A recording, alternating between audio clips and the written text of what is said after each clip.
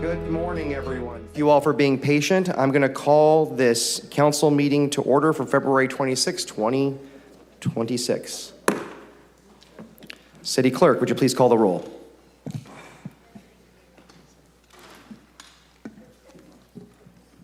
Yes, thank you. Good morning. Councilmember Perea. Present. Council President Carbasi. Here. Councilmember Arias. Presente. Councilmember Maxwell. Present. Councilmember Vang. Present. Councilmember Richardson. Here. Council Vice President Esparza. Present. 7 members being present, we have a quorum. Thank you so much. We're going to have the invocation followed by the Pledge of Allegiance. The pledge will be led by Councilmember Richardson. City Clerk, would you please announce who our special guest is from St. Rest? Yes, thank you. Today, the invocation will be given by Pastor Bernard Jefferson, the youth pastor from St. Rest Baptist Church. And like we do in court, all rise.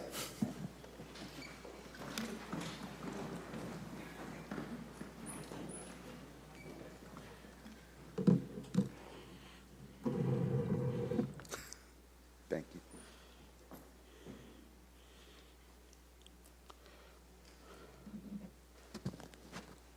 Gracious Father in heaven, we thank you this day for the gift of life, breath, and opportunity. Thank you for allowing us to gather together here this morning in unity and purpose. We are grateful for every person in attendance, for our mayor, our city council members, our civic leaders, our staff, community partners. God, we thank you for those who rose this morning with a desire to serve and to make a difference in the lives of others, Lord. We lift the city of Fresno up to you. We thank you for its diversity. We thank you for its resilience, God. We thank you for the history and its promise.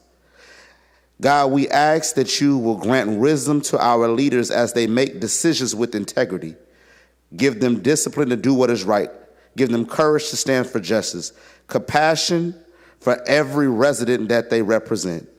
May every decision be made within the walls of here, Heavenly Father. God, guide us all in unity and in fairness, Heavenly Father. God, allow us to understand the weight of the opportunity that sits in front of us, Heavenly Father God. Bless our neighbors and our neighborhoods, Heavenly Father God. Wrap your arms around this city in times of challenge. And God, also bless us with progress. God, let peace and hope rise in the corners of each community that represents Fresno, Heavenly Father God. God, this great city, this great people, God, you entrusted these leaders, Heavenly Father God. So God, bless them. Bless their minds, Heavenly Father God. In Jesus' name, we pray, God. We thank you for everyone here again. In Jesus' name, amen.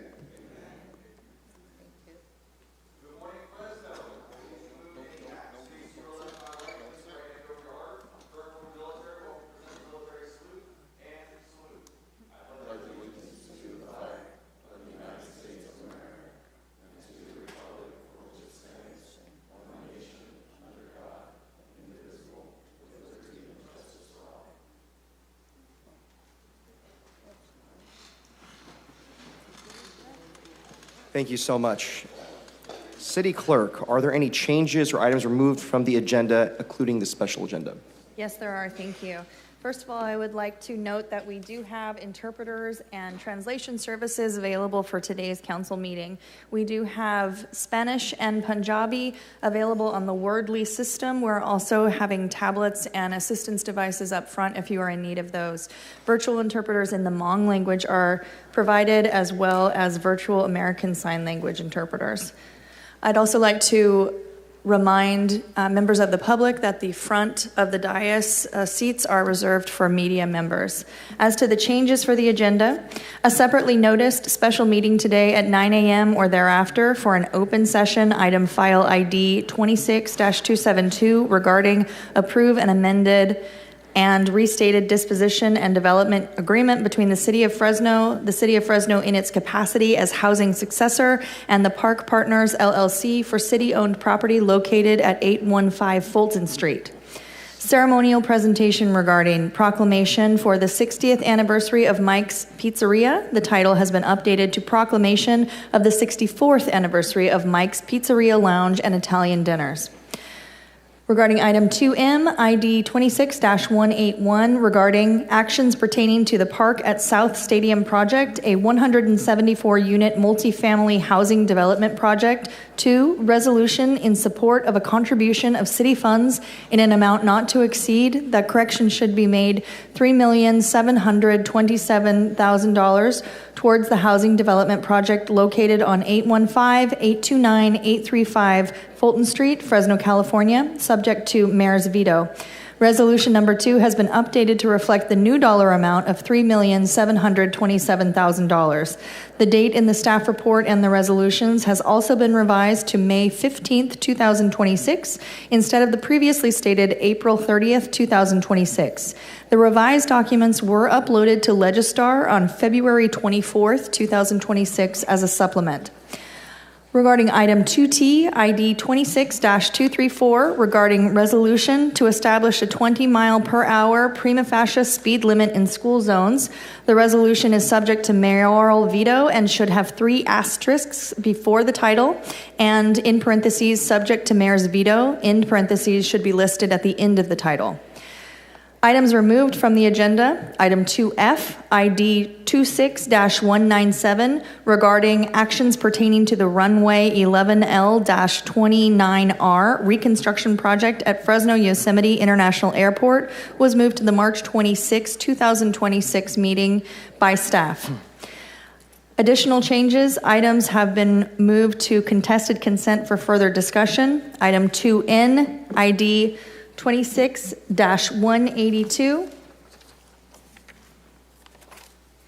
regarding actions pertaining to Uptown LP for Uptown Apartments rental housing development located at 1510 Van Ness Avenue in Downtown Fresno, has been moved to contested consent by Councilmember Richardson. Item 2T, ID 26-234, regarding resolution to establish a 20 miles per hour prima facie speed limit in school zones, has been moved to contested consent by Councilmember Richardson. No further changes. Okay, just for the record, can you read what items are on contested consent now? Item 2N as in Nancy and 2T. Great. So at this time, just 2 items, 2N and 2T, are on contested consent. Okay. Council members, are there any other items you wish to remove, continue, or pull from consent for discussion? Councilmember Perea. Councilmember Arias? None. Councilmember Maxwell? Councilmember Bang? None. Councilmember Richardson? Council Vice President? None. Okay. There being none, is there a motion to approve the agenda as amended? So moved. Second. Moved by Councilmember Arias, second by Councilmember Maxwell. Any opposition? There being none, the agenda is passed 7-0. Thank you very much. And to our ceremonial presentations. The first presentation will be a proclamation for Dr. James Aldridge. The sponsors are Councilmember Maxwell and the Office of Mayor and City Manager. Councilmember, you have the floor. Thank you. And if I could please get all the family members and loved ones of Doctor to join me up here at the front. Thank you.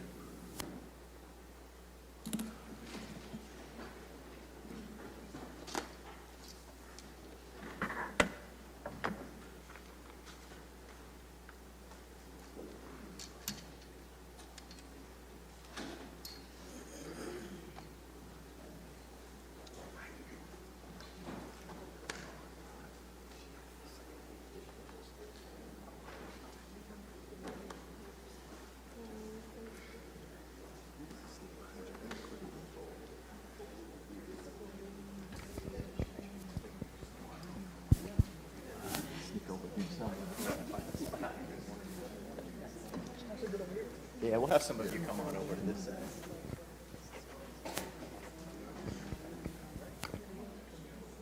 Y'all want to come over and even it out a little bit on this side?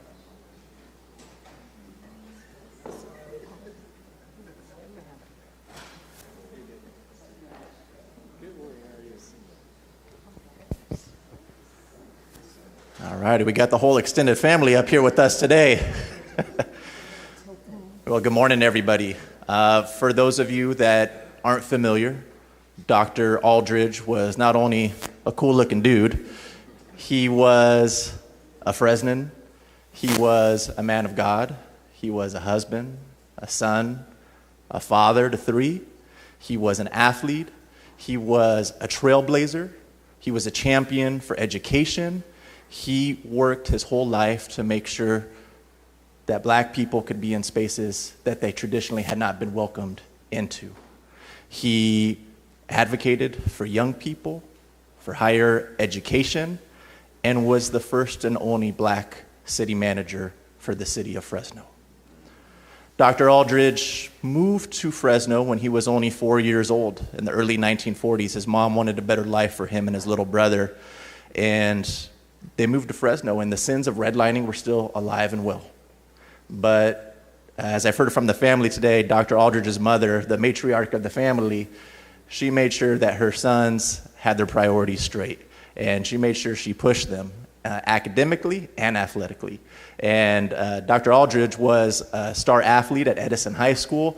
He signed on to play for the Pittsburgh Pirates at just 17 years old, when the average age at the time in this country was 22, going into the major leagues. He had some phenomenal statistics, but unfortunately suffered a career-ending injury before he could really take off in his athletic pursuits.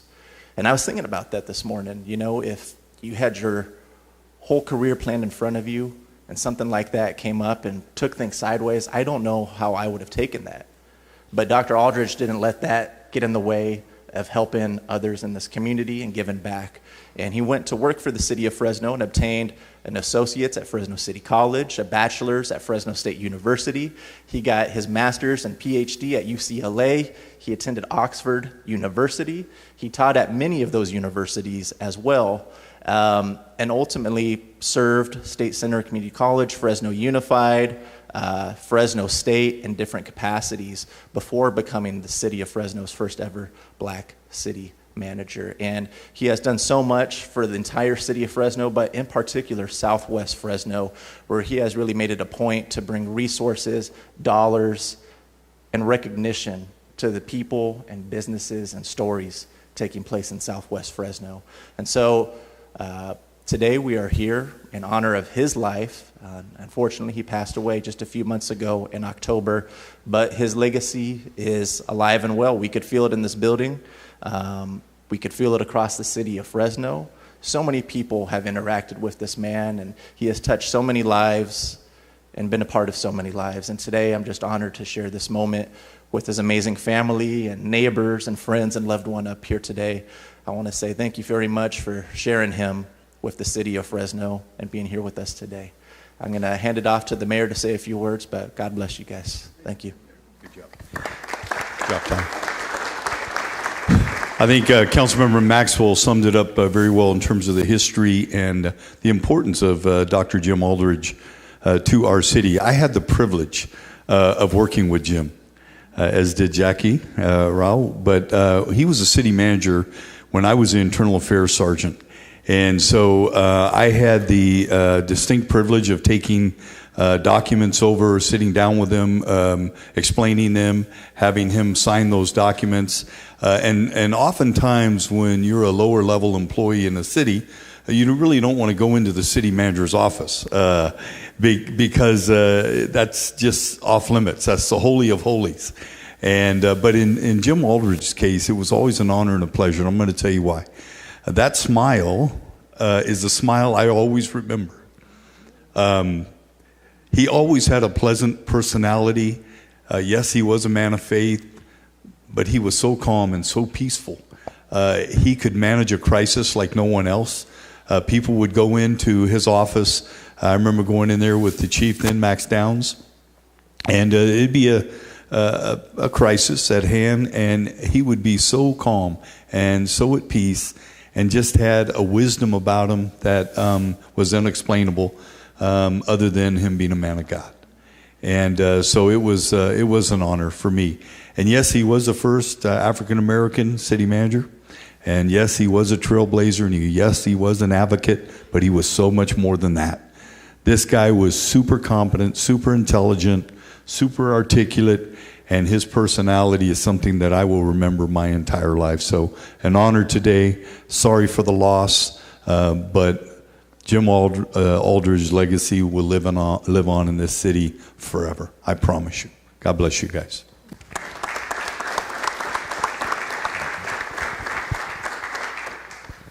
Thank you, Mayor, Councilmember.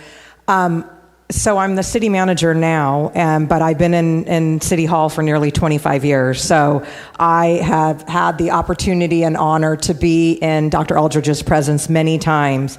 But when I became city manager in 2022, I was in a meeting with him or bumped into him outside of City Hall in a meeting. And I got that beautiful Dr. Jim Aldridge voice of, well, young lady, and reminding me of congratulations. And, I don't know if you know, but and I'm like, of course I know. You are a legend in City Hall. And so I thought it was a kind of funny that he was trying to remind me of who he was. And I think that's because he was so humble in that respect.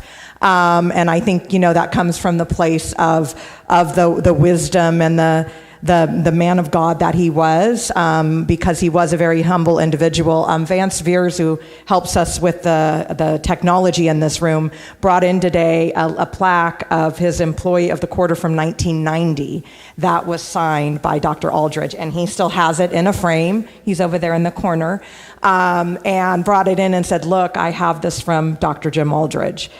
So those mean things to our employees, and there are many employees still in this building who had the honor of working under him. I'm not known for being peaceful and calm. And so I did not inherit that city manager wisdom from him. But I do hope that, when I leave this building finally, that, maybe there'll be just a handful of people that will say just a little bit good as opposed to the hundreds and hundreds of people that Dr. Aldridge affected in this building. So thank you to the family and friends for sharing him with the city of Fresno, because he definitely left his mark. So thank you.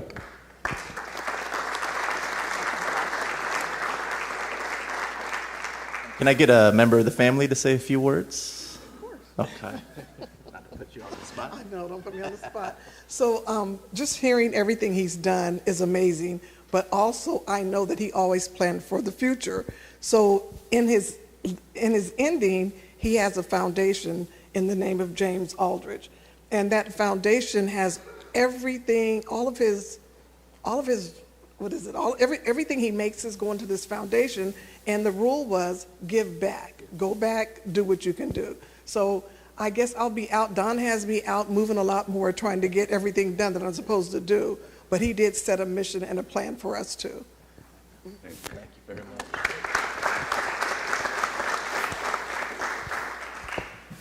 I'm going to ask everybody to join me in a quick moment of silence as we recognize the life and legacy of Dr. James Aldridge.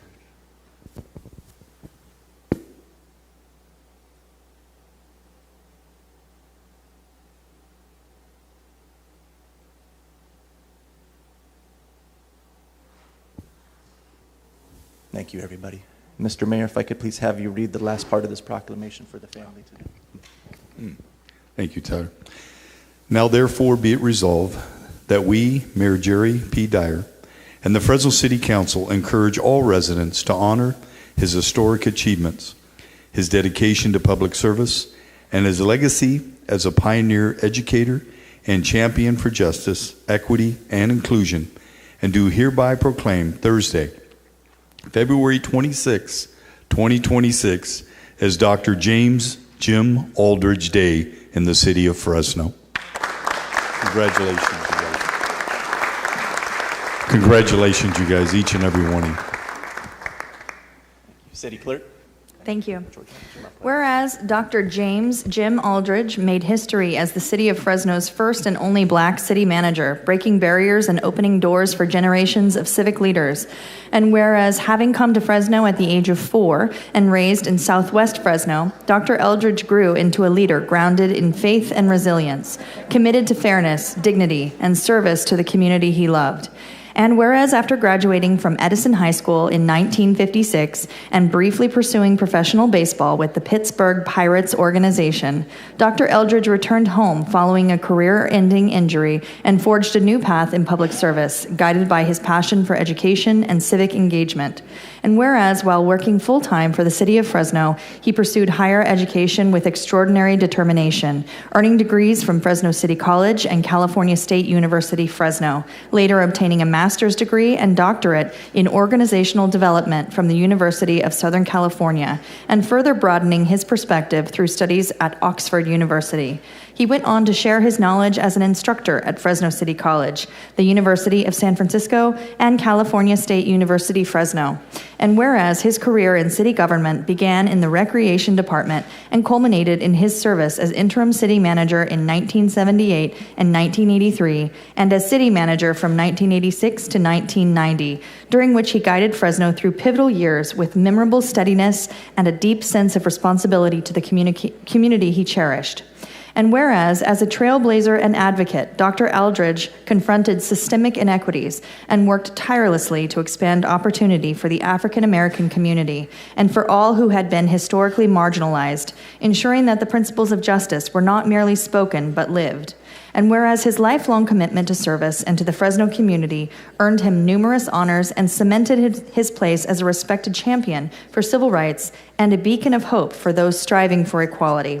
And whereas after a lifetime devoted to the people of Fresno, Dr. James Aldridge passed away in October 2025, and the city of Fresno now pauses to honor his extraordinary legacy, courageous leadership, and his enduring impact upon the history and future of our community.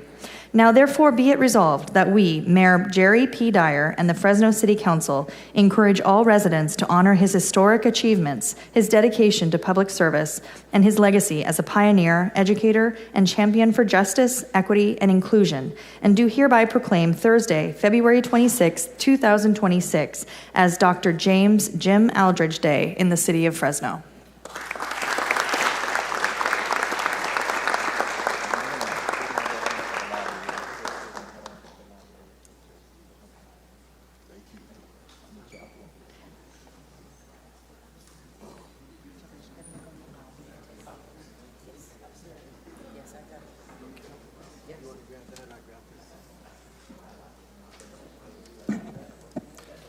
Thank you so much. And thank you to the family for being here, and thank you to the mayor, city manager, and Councilmember Maxwell. Next proclamation will be for Andrea Andrade Day, and the sponsors are the Office of Mayor and City Manager and Councilmember Vang. Councilmember and Mayor, you'll have the floor.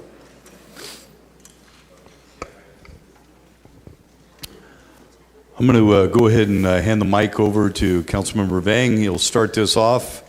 But if we could have Chris, you and Andrea's family come on up here, please. You guys want to go on both sides here, and you got one more photo, do you not? Yeah.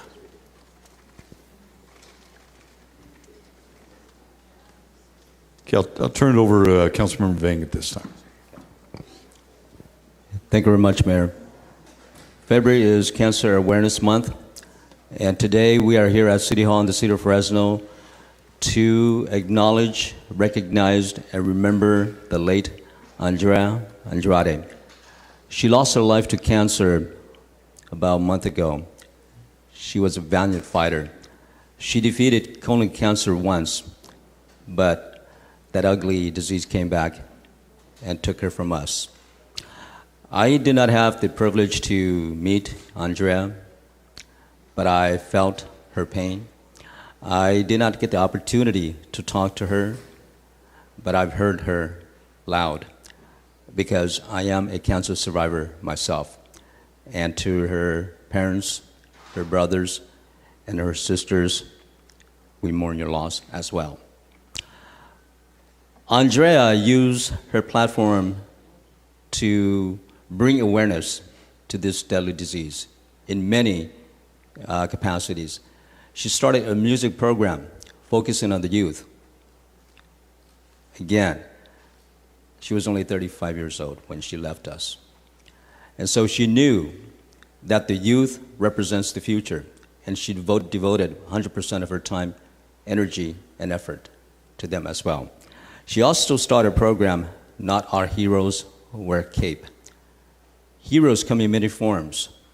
Superman, Batman are heroes, but the heroes such as Andrea, the heroes, our next door neighbors, those are our heroes. And while she was going through treatment, she participated in beauty pageants. Just imagine that. Going through treatments, chemo, radiation, at the same time doing something that you love, which is participating in beauty pageants. That was who she was. That's how strong she was. And so 2 days before we leave the month of February, we want to bring awareness to everybody that keys to defeating this deadly disease are early detection and early treatment. And so if Andrea was here, she would probably give you the same recommendation. And so we are here today to honor the late Andrea Andrade. And I'm going to have Andrea's husband, Chris Wilson, and also his brother, Junior Andrade, say a few words. Chris. Thank you.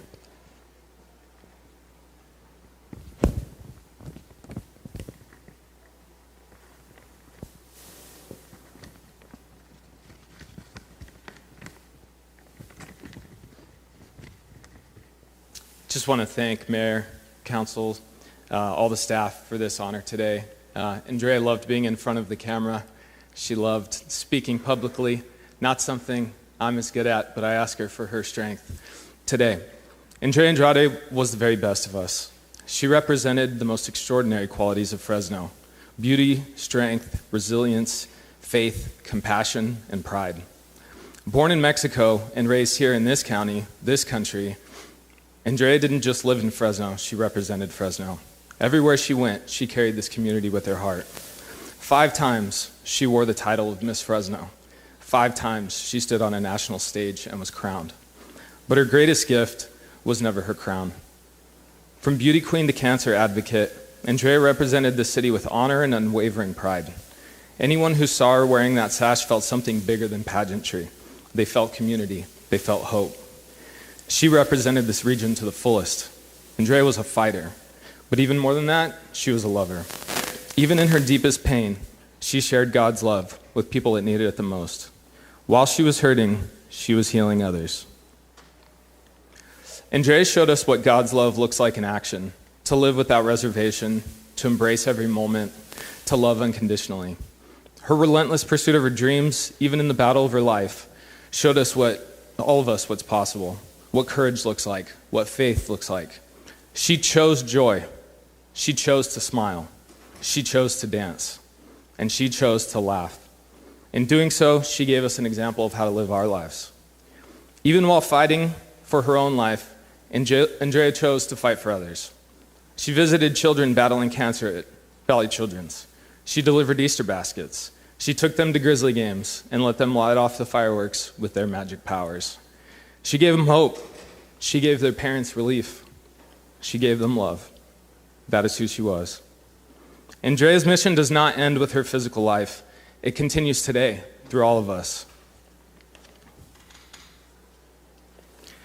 Now it is our mission to carry it forward, our mission to endure, our mission to bring light to families on their darkest days. Andrea's legacy is not just a memory, it's an example of life, to live fully, to help others, to laugh in the face of darkness. Andrea is our guiding light. She is our hero.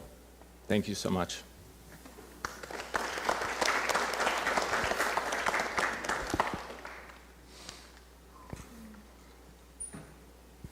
Good morning. On behalf of my family, we want to sincerely thank the city of Fresno, mayor, councilman, and everybody that was involved, with this today, with honoring my sister. The proclamation means more to us than words can express. My sister dedicated her heart to children fighting cancer. She cared for them, supported them, and brought them comfort during some of their hardest days. She had a way of making them smile even in moments that felt heavy. What makes her story even more powerful is that she was fighting her own battle, and yet you would never hear her complain. In fact, she would joke around and pretend like she wasn't sick at all. That was just her, always putting others first, always trying to lift the room, even when she was carrying so much herself. She showed us what real strength looks like, and not physical strength, but emotional strength, the kind that chooses love over fear, laughter over pain, and service over self. As her brother, I am beyond proud of her courage, proud of her heart, proud of her impact that she made in the community. Even though she is no longer with us physically, her light is still here. It lives in the children that she cared for, the families she supported, and in all of us who were blessed to know her. Thank you for recognizing her life and her legacy. We will carry her love forward every single day. We love you, Andrea. To close this part of the ceremony, Mayor Dyer. I want to begin by offering my sincere condolences to the family for the loss of a beautiful young lady. Chris, you and I have known each other for many, many years, and I've ran into Andrea many times over the years. Such a beautiful young lady, and we may never know the reason why things like this happen in life, but we do know that we have a loving God. And we do know that where she is today, the Bible tells us that there's no pain, there's no suffering, there's no tears, there's no cancer. And so we got to believe that today she's in the loving arms of her Lord and Savior, and she is pain-free. And that is what you can take comfort in. And you can also take comfort in the memories. I know in times like this, it's hard to celebrate life because we mourn the loss. But it is so important to reflect on the memories and all the things that she did. We're here to celebrate a life of a competitor, 5 times competed for Miss California, won Miss Fresno, and someone who was selfless, who was sacrificial, who gave of herself so that others might be able to benefit from her. And so we know that she's in a better place. We know that she's left a legacy behind, and she has all of you to carry on that legacy, and Chris to carry on the foundation. And so I do want to read this at the end, because this is always what I think to be the most important part of a proclamation. Now therefore be it resolved that we, Mayor Jerry Dyer, and members of the Fresno City Council do hereby proclaim Thursday, February 26, 2026, to be Andrea Andrade Day in the city of Fresno.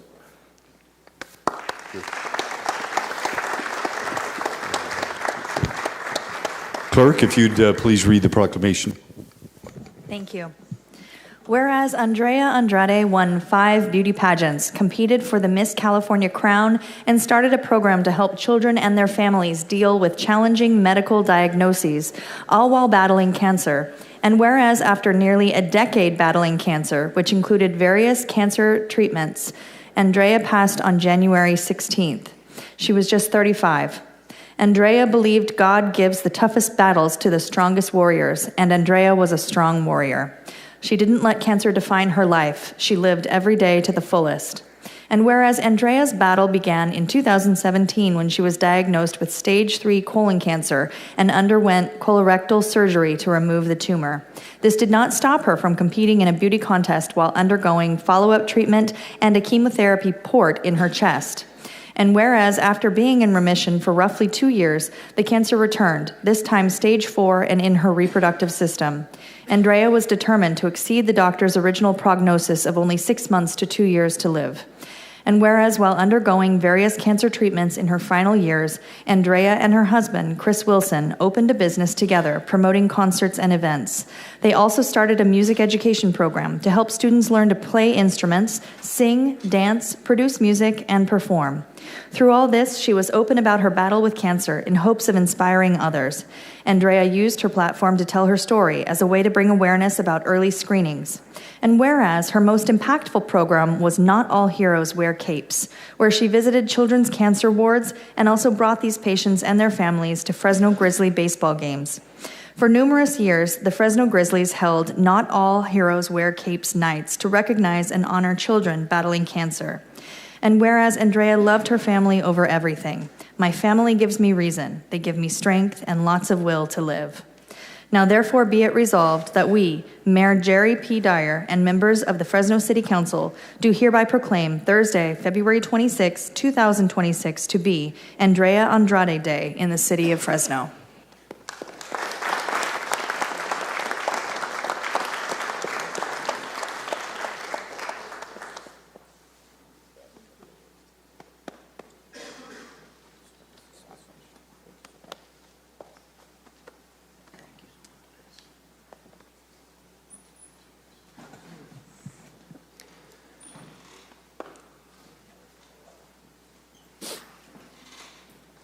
Thank you so much, Mayor and Council Member, and to the family for being here today. Next, the last ceremonial presentation of the day will be a proclamation for the 64th anniversary of Mike's Pizzeria Lounge and Italian Dinners. Council Member, you're making us hungry.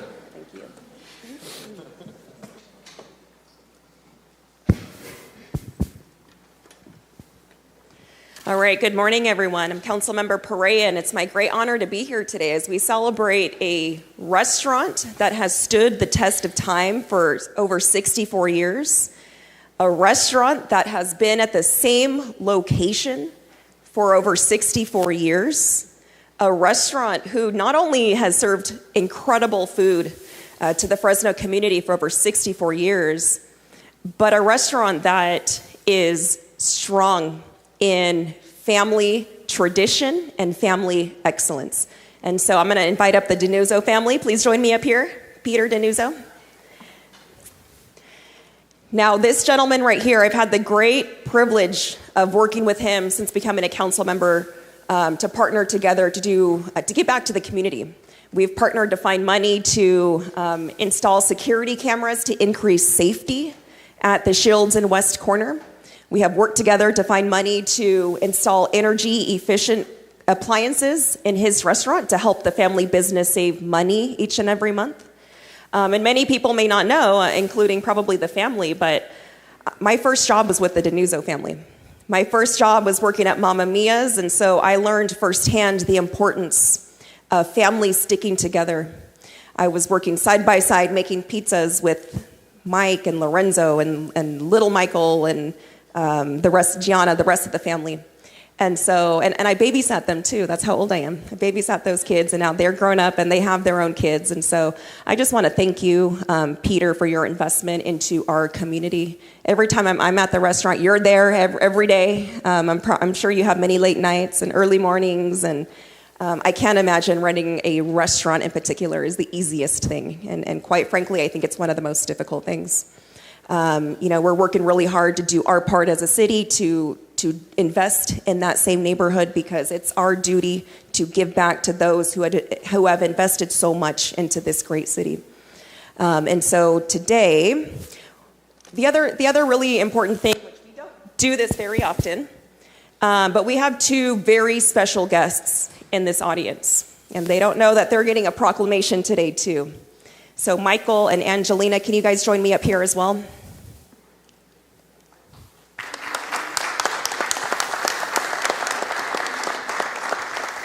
These individuals that we have up here today are the foundation of the Denuzzo family. Literally and figuratively, they would not be here today if it was not for these two fine individuals who migrated here from Italy. Now, where do you guys live today? What city? You're in Fresno, okay. I want to thank you for your resilience to the industry. I want to thank you to your commitment and your investment into our wonderful city. I know you have family and friends here in the audience who have all gathered together to honor the family legacy. And so today, it is my great honor to declare Mike's Pizzeria Lounge and Italian Dinner 64th Anniversary Day in the city of Fresno. Congratulations, Peter.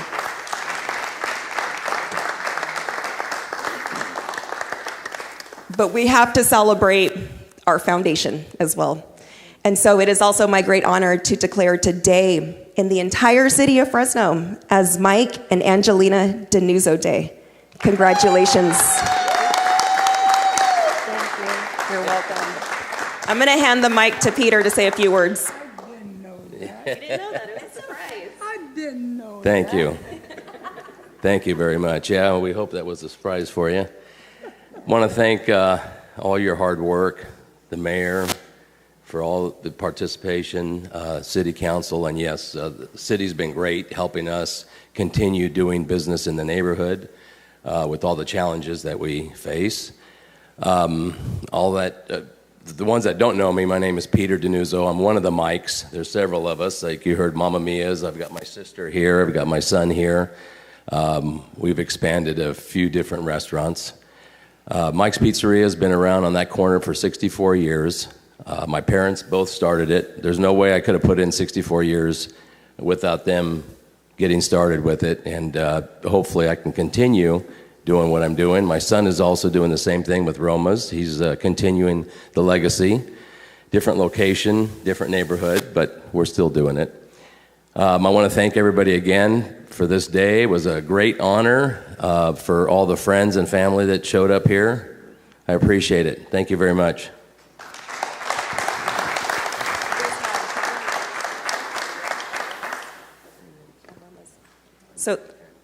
So under the family Denuzzo name, they have Roma's, they have Mama Mia's, and they have Mike's Pizzeria.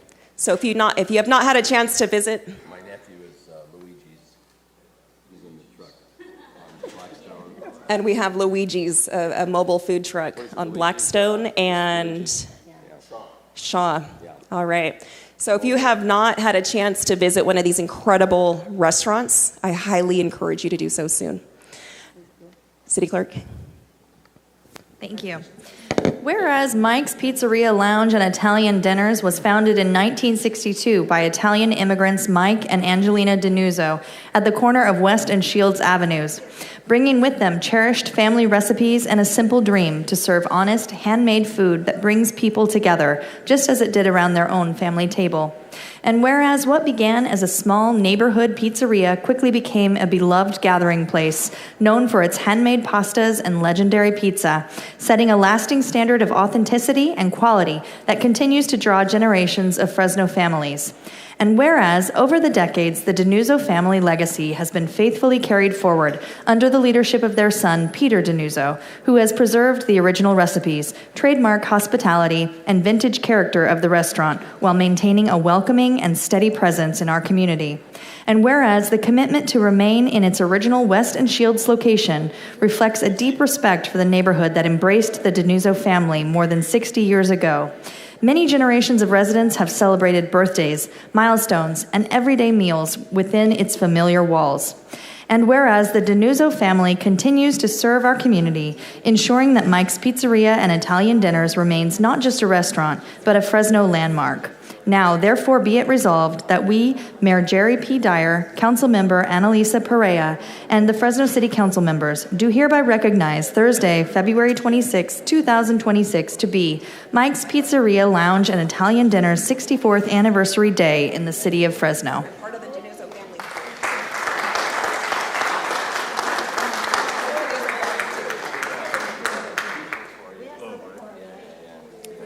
Well, that was a wonderful celebration, Councilmember Perea. Thank you for ending us strong today.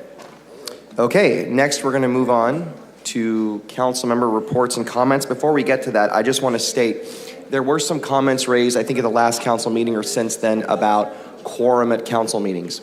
I want to be really clear. I've been advised by our former city clerk and legal counsel in the past that quorum is necessary in order to hear action items. But there are things like workshops, proclamations, and unscheduled communication, which are items that are not agendized. And for that, we do not need a quorum because the meeting is continuous and it is not being reopened. So unless I hear otherwise, we will continue following that practice, but I do know our legal counsel is looking into it right now just to double check. Thank you for bringing that item forward, and we're going to move on with our meeting today. Thank you so much. So at this time, we're going to move to council member reports and comments. We will start with Council District 1. Thank you, Council President. Just a couple updates. I want to start by thanking our Public Works Department. Right now, we are trimming trees all throughout District 1. We also have a number of concrete repairs in the pipeline, and so if you are in a neighborhood that has been experiencing lifted sidewalks or sidewalks that have not stood the test of time over the years. We are likely coming to a neighborhood near you. If you have not reported your cracked sidewalk yet, I want to highly recommend that you reach out to my office so we can get your concrete repair in the pipeline. Secondly, I just want to note that we have several upcoming events coming up, and so if you do not already do so, please follow us on social media, and we hopefully will be in a neighborhood near you, either hosting a community give back event or a public community forum. Lastly, it has come to my attention and even hit national news that we have a registered sex offender that is currently running for Fresno City Council. While I respect anybody's ability to serve our community, I find this quite disturbing that we could possibly have somebody of this nature within our government buildings. I think if you want to be an effective council member, you need to, at the very least, be able to go onto school campuses. I would like to know that I can bring my children into City Hall if ever need be. And so I know, or I believe several of my colleagues share similar feelings, and so I look forward to working with them to bring forth legislation to limit somebody's ability to serve publicly if they do carry that badge on them. Thank you very much. Thank you, council member, and I think the majority of the council, all the council agrees with you on that point. Just a reminder, folks, I know we're very excited about celebrating some of our proclamations today, but please take conversations outside the chamber because there are others that want to hear the council members speak. I do want to, as I mentioned before we go to council member Arias, we do have our former city clerk, Jackie Ryle, here today, so we're going to call you out. Thank you for being here. Happy to see you. Okay. And with that, Councilmember Arias. Good seeing you, Jackie. All of us, we better be in our best behavior. If not, Jackie will bring out her ruler. City Manager, I want to say thank you to our public works engineers. Last night we had our second of a series of neighborhood meetings in West Fresno regarding the Measure C funded Cesar Chavez Boulevard improvements. And your public works engineers are getting much better at being comfortable interacting with the audience, providing a description of the projects in what I call basic English and making it make sense to the public, and also hearing some of the historical frustrations of neighborhoods while being very respectful and engaging. So thank you for Public Works for doing that. Also, thank you to Tree Fresno for planting several trees in the Tower District this past weekend, as well as invite those to join us for the upcoming Beautify Fresno event on February 28th. That will focus on Chinatown, and the meeting place will be Central Fish. For those of you who've never been, I invite you to attend. It's a great place to grab some fish and eat lunch.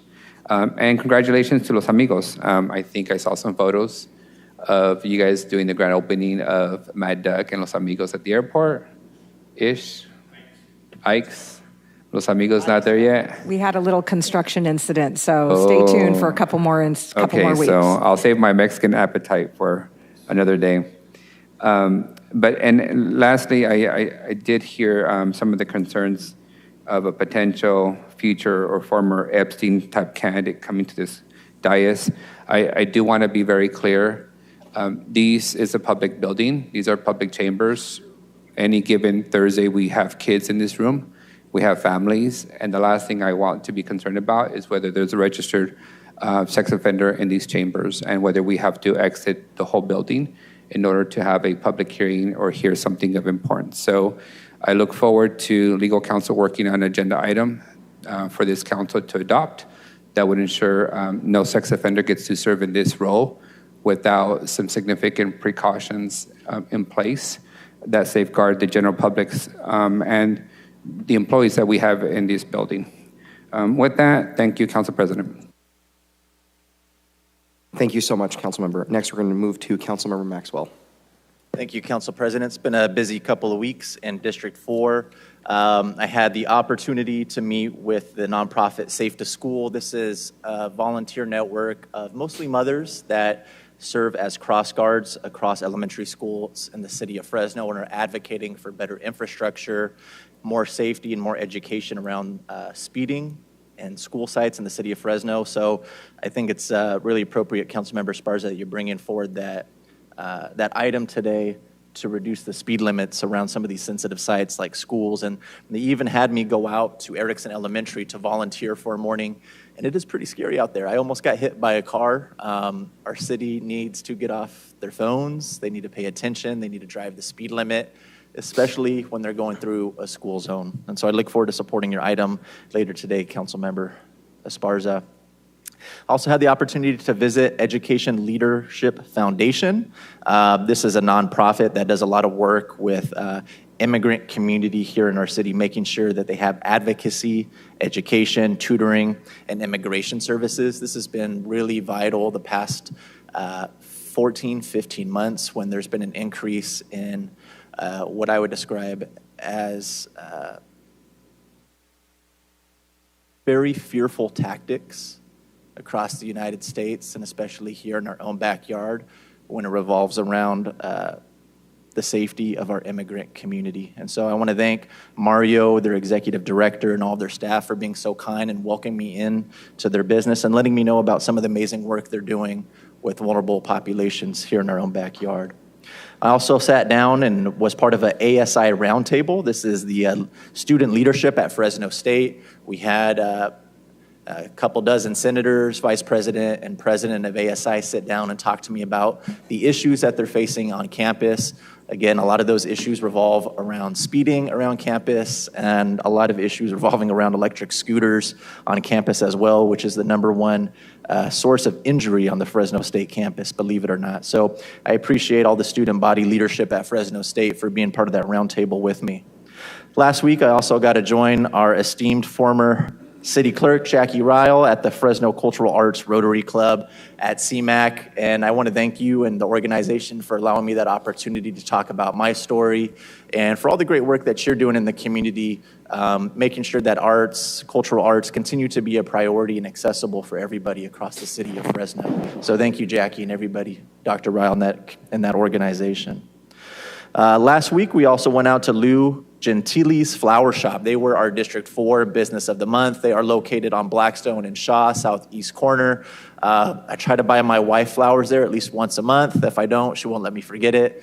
But they are affordable, beautiful flowers. They're a locally owned business. They're a small mom and pop type shop.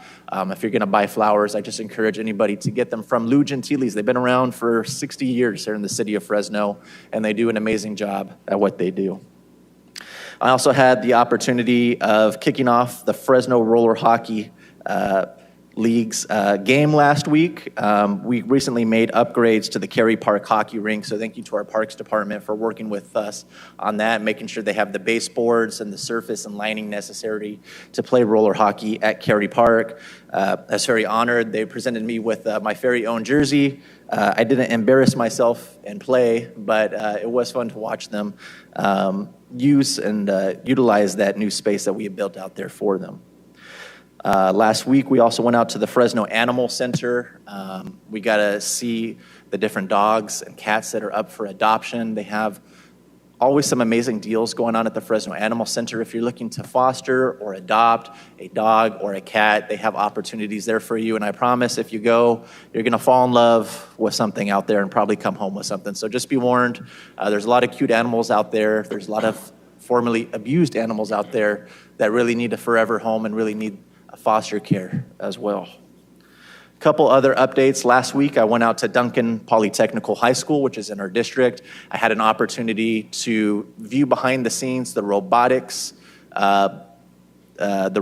course. The courses revolved around working on semi-trucks, pharmaceuticals, all the different real world career skills that are teaching these kids at Duncan Polytech is truly amazing. They're making sure that they're ready to go into a 4-year college when they graduate or ready to enter into a high-paying job, whether that's in nursing or industry when they graduate. And so thank you to the principal and vice principal of Duncan Polytech and all the students for taking me on a tour last week.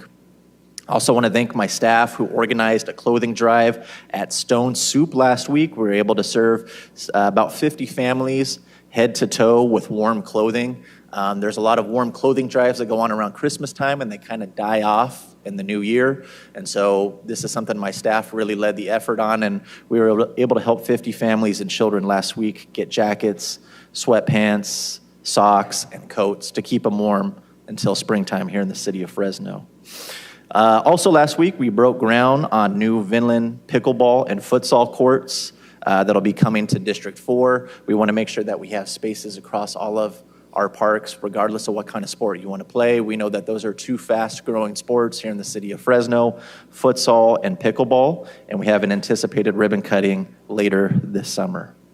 Lastly, a couple days ago, I went to Care Fresno to do a program site visit. This is an organization that works with really disenfranchised youth across the city of Fresno. They partner often with the Fresno Police Department, local churches, and elementary schools to make sure that children have an after-school program available to them to help boost their reading comprehension skills, literacy skills, and their math skills. They're really working on a shoestring budget, but if you have not heard of this organization before, again, their name is Care Fresno, and they are doing some amazing work in our community, and I just want to say how much I appreciate the work that they do. And with that, that'll conclude my remarks. Oh, actually, big one yesterday. Sorry, I forgot. We did the ribbon cutting on a couple of restaurants yesterday at the Fresno Yosemite International Airport. I've done a lot of traveling to major cities across the United States, and one thing a lot of those airports have in common is that they have local brands, local restaurants, local beers to welcome you to that city. It's your first impression and the last taste you have of that city. And so we were able to do the ribbon cutting on Mad Duck Brewery.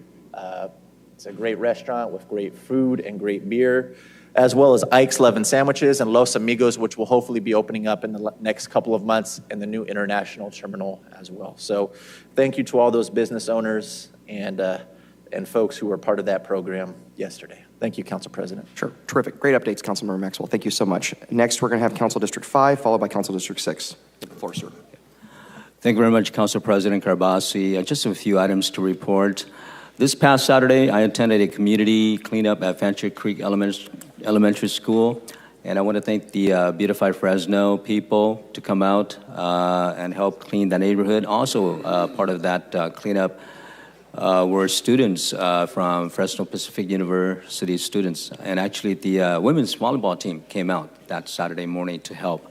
And I want to thank the kids and the neighborhoods around that for coming out. There was a woman in a stroller happens to be walking by and asked us, what are we doing here? And so she pitched in as well. And so I want to thank everybody who came out this past Saturday to help clean the Fancher Creek Elementary School area.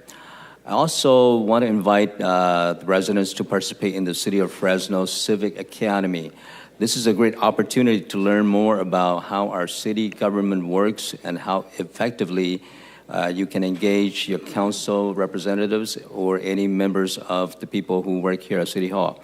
And if you are interested in this program, please reach out to the Office of Community Affairs. Again, that's the Office of Community Affairs.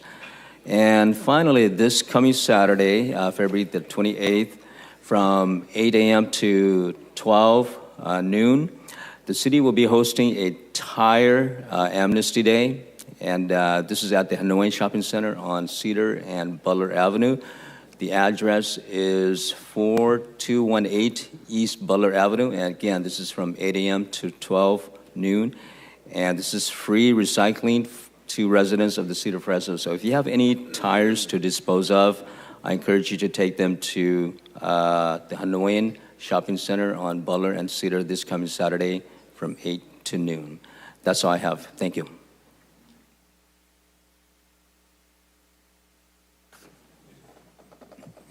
All right, District 6, good morning. It is a foggy day in District 6. I want to recap what my colleague from District 4 pointed out. Lou Gentiles, they did the flowers for our wedding. Jen Fish over there. They're fantastic, quick, reasonably priced, great flowers. Congratulations to the PM Lounge, who celebrated their grand opening and ribbon cutting. It's fantastic to go take a look at that. This Saturday, for those of you who are physically active or would like to be or like to pretend that you are, this Saturday is the Support Blue Run, the 28th, at Woodward Park. It's every year. It's put on by the Fresno Police and Fire Chaplaincy. Great opportunity to be out there, not just to run or walk or jog, but also to see some really cool public safety vehicles on display out there, whether it's a helicopter, an armored vehicle, anything of that nature. Very cool opportunity. It's a great time. Encourage you to come join. Secondly, to the residents of District 6, we've got $2.5 million, as confirmed yesterday in a meeting, or 2 days ago in a meeting, of our Pave More Now, Pay Later money coming to make our intersection at Friant and Shepherd safer. Not only was there an accident there over the weekend, there was also an accident there this week. It's very clear that although everything is up to standards, everything was engineered safely, something continues to curse that corner, and we are dedicated to making it as safe as it possibly can be and not stopping, thinking outside the box until we can reduce the number of collisions there. It is still too high to be acceptable as far as I'm concerned. Next, Veteran Supply Drive, the Central California Veterans Home out there on the west side. We are generating supplies for them, right? They have a little dry goods store, a little commissary in there, a canteen, where they can go pick up things like combs and nail clippers and toothbrushes and floss and Q-tips and things like that just to take care of themselves. If you would like to donate any of those things, we have 2 donation locations. They're at Sequoia Brewing, both of their spots, both on Champlain and Perrin and on Olive Avenue in the Tower District. So if you'd like to help support our veterans, I would appreciate it. They would appreciate it. This is community giving back to community, especially those who have gone out and put their lives on the line. I also noticed that we didn't have a Pet of the Month in February, and I think that's somewhat of a disservice. So our Pet of the Month for February, I am arbitrarily, single-handedly designating Baby Yoda, the dog that was brought in here by the former city employee, the respected former city employee, Jackie. Baby Yoda is now the Pet of the Month for the rest of February. Not adoptable. He's in a loving home, but he's a Pet of the Month. And the last thing is kind of a tough one. District 6 lost a fantastic constituent this week. For those of you who ever ate his cooking or heard him sing karaoke or were just a stranger in a room he walked into that instantly became no longer a stranger, those of you who knew Luigi Allegra, unfortunately we are acknowledging his passing, his immediate and unexpected passing this week. He was also my godfather, so if you know the family, I would encourage you to reach out to them. District 6 is a little bit dimmer now with his loss. So, Council President, that's all I had. Council Vice President, you have the floor. All right, thanks, Council President.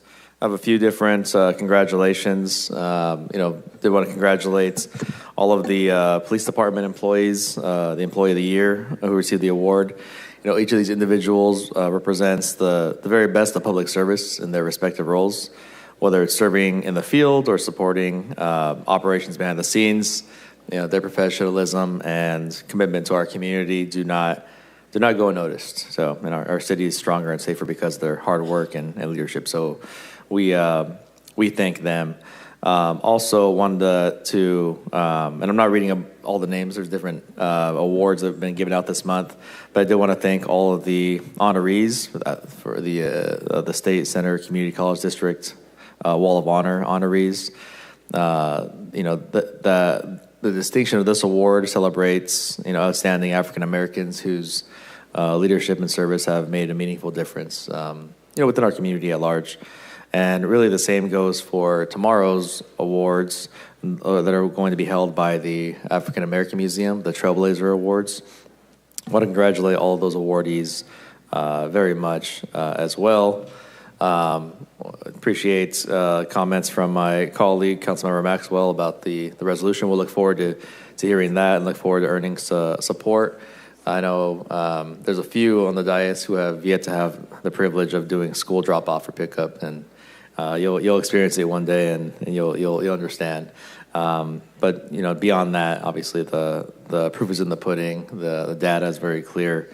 We look forward to taking action today to make our school neighborhoods just a little bit safer. And speaking of our schools, next week is Read Across America Week, and so I encourage my colleagues. I'll be out there reading at different schools in the district. I encourage my colleagues to do the same. It's a fun process. I get to cosplay as an elementary teacher instead of professor, and it's fun. It's fun to interact with the kids and get to teach them a thing or two, and just be able there to read with them. And speaking of schools again, I like to echo the sentiments of my two colleagues on the other side of the dais with respect to community concerns about a registered sex offender potentially becoming a city council member. I think there are obviously a lot of potential issues and pitfalls. Obviously, I think generally we this is the United States. It is a free country. People are entitled to do their time and reform. But there's a lot of issues with respect to that potential occurring, and so I echo the sentiment from my colleagues that I would like to see something at least at the municipal level, ultimately the state level, that would help prevent this kind of occurrence in the future. So if there's something we can do now, obviously that's something I'm definitely open to, and. If the state, can take on this particular issue, I'd love to see that as well, just so that it addresses kind of blanket wide, statewide, and municipalities don't have to take on the issue all on their own. Well, Council President, that'll conclude my remarks. Thank you so much, Council Vice President. And a couple of comments. Oh, yes, sir. Councilmember Richardson. One Chad. I've been working with the city attorney's office, just for the record, to make sure that we're able to continue providing things here at City Hall, like tours to elementary schools, and to have interns in here who are coming in during the summers of their high school education. City Hall is for everybody, but if your presence here means that other people cannot be here, that's unacceptable. And we are working to get legislation passed here at the city level. We've already been working with the city attorney's office to make sure that City Hall is not anywhere that no one feels safe. Right? If this is a place where you cannot come in, you cannot bring your family, you cannot feel safe, we're missing the mission. And if one person, because of their own choices, prevents you or your family from safely being here, taking part in the civic process, celebrating, remembering, whatever it is, then this city's not doing its job. So we're already working with the city attorney's office. I'm very, very excited to hear these comments from my colleagues. Sounds like we're all on the same page. This isn't about one person. It's not about an election. It's not about a race. It's not about politics. This is about keeping City Hall a safe, free, participating home for all of the residents of Fresno. So we're going to make that happen. Yeah. Thank you, Councilmember. Okay, so a couple of things. First of all, I do want to take an opportunity to really thank Derek Franks. Derek Franks has been with the Grizzlies for, gosh, how many years, City Manager? 20-some years? 19, almost hit 20 years. And I just want to thank Derek for his passion. He, to me, was the Grizzlies, so we're glad he's still going to stay in Fresno, and if he'll give us the opportunity and he'll say yes, we're going to honor him properly here at City Hall. But Derek, thank you for your service and for helping all you've done to put downtown on the map and the Grizzlies as well. Saturday is the Support Blue Run. This is an amazing event. It's to support our Fresno Police and Fire Chaplaincy. It's their biggest fundraiser of the year.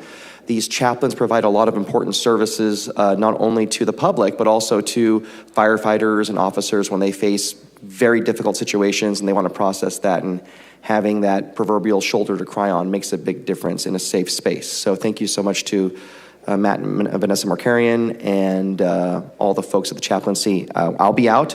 I'll be doing the Support Blue Walk, but I will be out. And I hope to see my colleagues there. I know Councilmember Richardson's going to be there as well. So you'll be doing the run, though, I think. So, okay, great. And I do want to give some kudos to Public Works. There have been a lot of, while they're working on some big projects in District 2, there have been a lot of smaller projects with the weather improving, curb and gutter, sidewalk repairs, things like that. And I do get texts from residents. They're very grateful for that. And in the scheme of things, it may not be the biggest priority, but these are important to the people that live in those neighborhoods, regardless of where you are in the city of Fresno. So just to our crews doing that work, and to Scott, Jill, Brian, and everyone else out there, thank you for all your work. It does go appreciated by the public. And then yesterday, I was able to attend an Ag Summit at Fresno State put on by the Maddie Institute. I want to give them kudos for bringing all these people together. We had a lot of local policymakers there. It was helpful to see. It's really easy to take for granted fresh fruits and vegetables and dairy and all the things that we have that other countries don't have, or other counties and other communities don't have so easily. It's important to value the people that grow the food and the essential workers that deliver that food to us and work every day under very difficult conditions. So it was a great event, a lot of challenges ahead, but thank you for all the knowledge from that event. And do want to thank my staff for all the ongoing work that they have been doing to keep things flowing in the district. And thank you all for allowing me to serve. It continues to be an honor. And we're going to move on now to our mayor, Jerry Dyer. Thank you, Council President. Thank you, members of the council. I do have several items I want to talk about. One of them is the visit that I had last week to Berkeley for the Cal Cities meeting.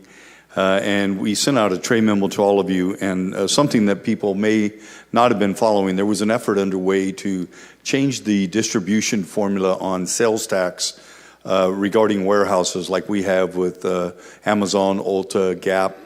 And there was a movement underway by Cal Cities, quite frankly, to pursue that. And it would have been a $16 million loss to the city of Fresno in 1 year. And I'm proud to say that we were able to get that movement stopped. And so it does not appear that they will be moving that forward again. However, there is one piece of that area that they are moving forward with, and that is how the distribution formula occurs on e-commerce outside of the state of California. Currently, that money goes to the county pool. We get a large percentage of that, about 64%.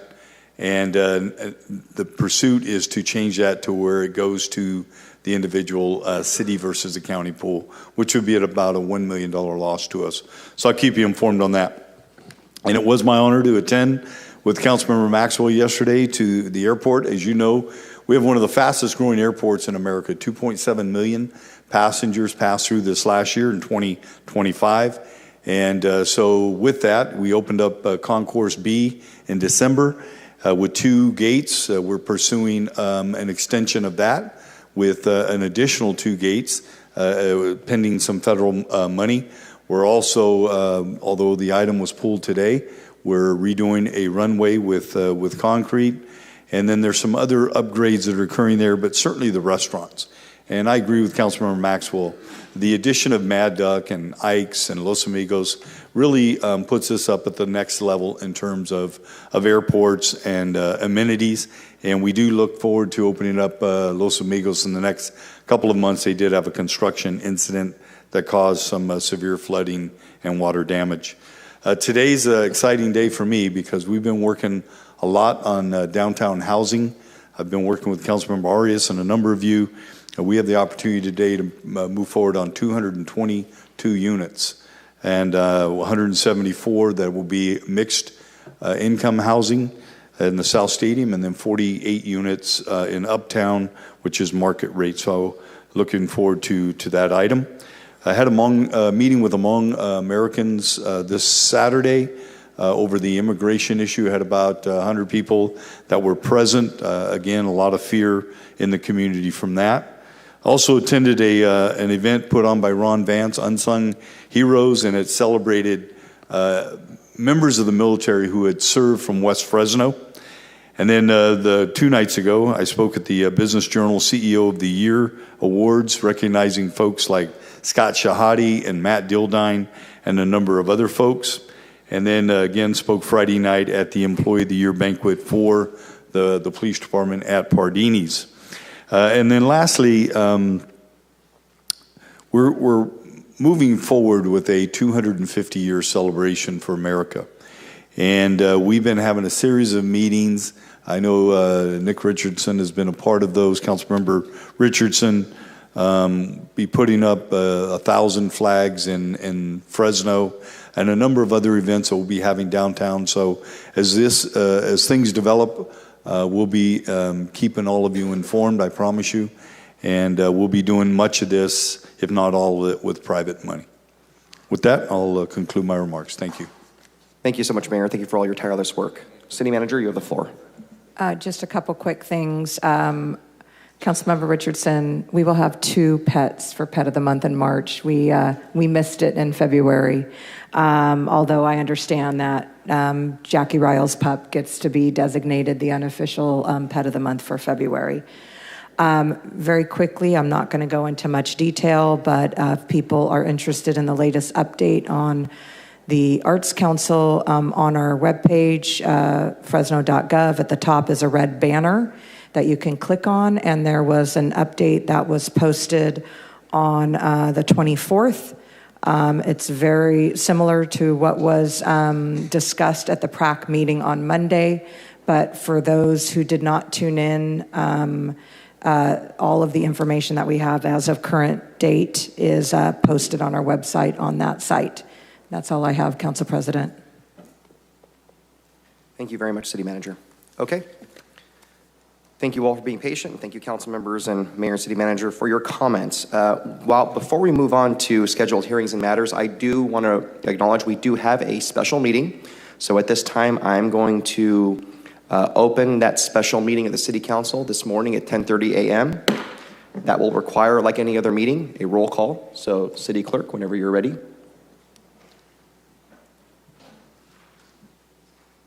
Thank you. Taking roll for the special meeting, Councilmember Perea. Present. Council President Carbasi. Present. Councilmember Arias. Councilmember Maxwell. Present. Councilmember Vang. Present. Councilmember Richardson. Here. Council Vice President Esparza. Present. All members being present, we have a quorum. Now, that agenda does call for a Pledge of Allegiance, but we are obviously very patriotic, and we've already held our Pledge of Allegiance, so we're going to move on to approving the agenda. Is there a motion to approve the special meeting agenda? Second. There's a motion by Councilmember Perea, second by Councilmember Richardson. Any opposition? There being none, that motion is approved 7-0.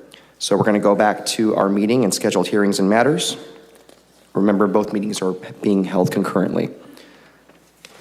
So our first item is going to be our 9:10 a.m. hearing to consider an appeal of the approval of the development permit application number P23-03606. This is in Council District 3. Councilmember Arias, do you want a presentation on this item? A very brief one. Thank you. All right, good evening, Council President, Council members. Philip Segrist with the Planning and Development Department.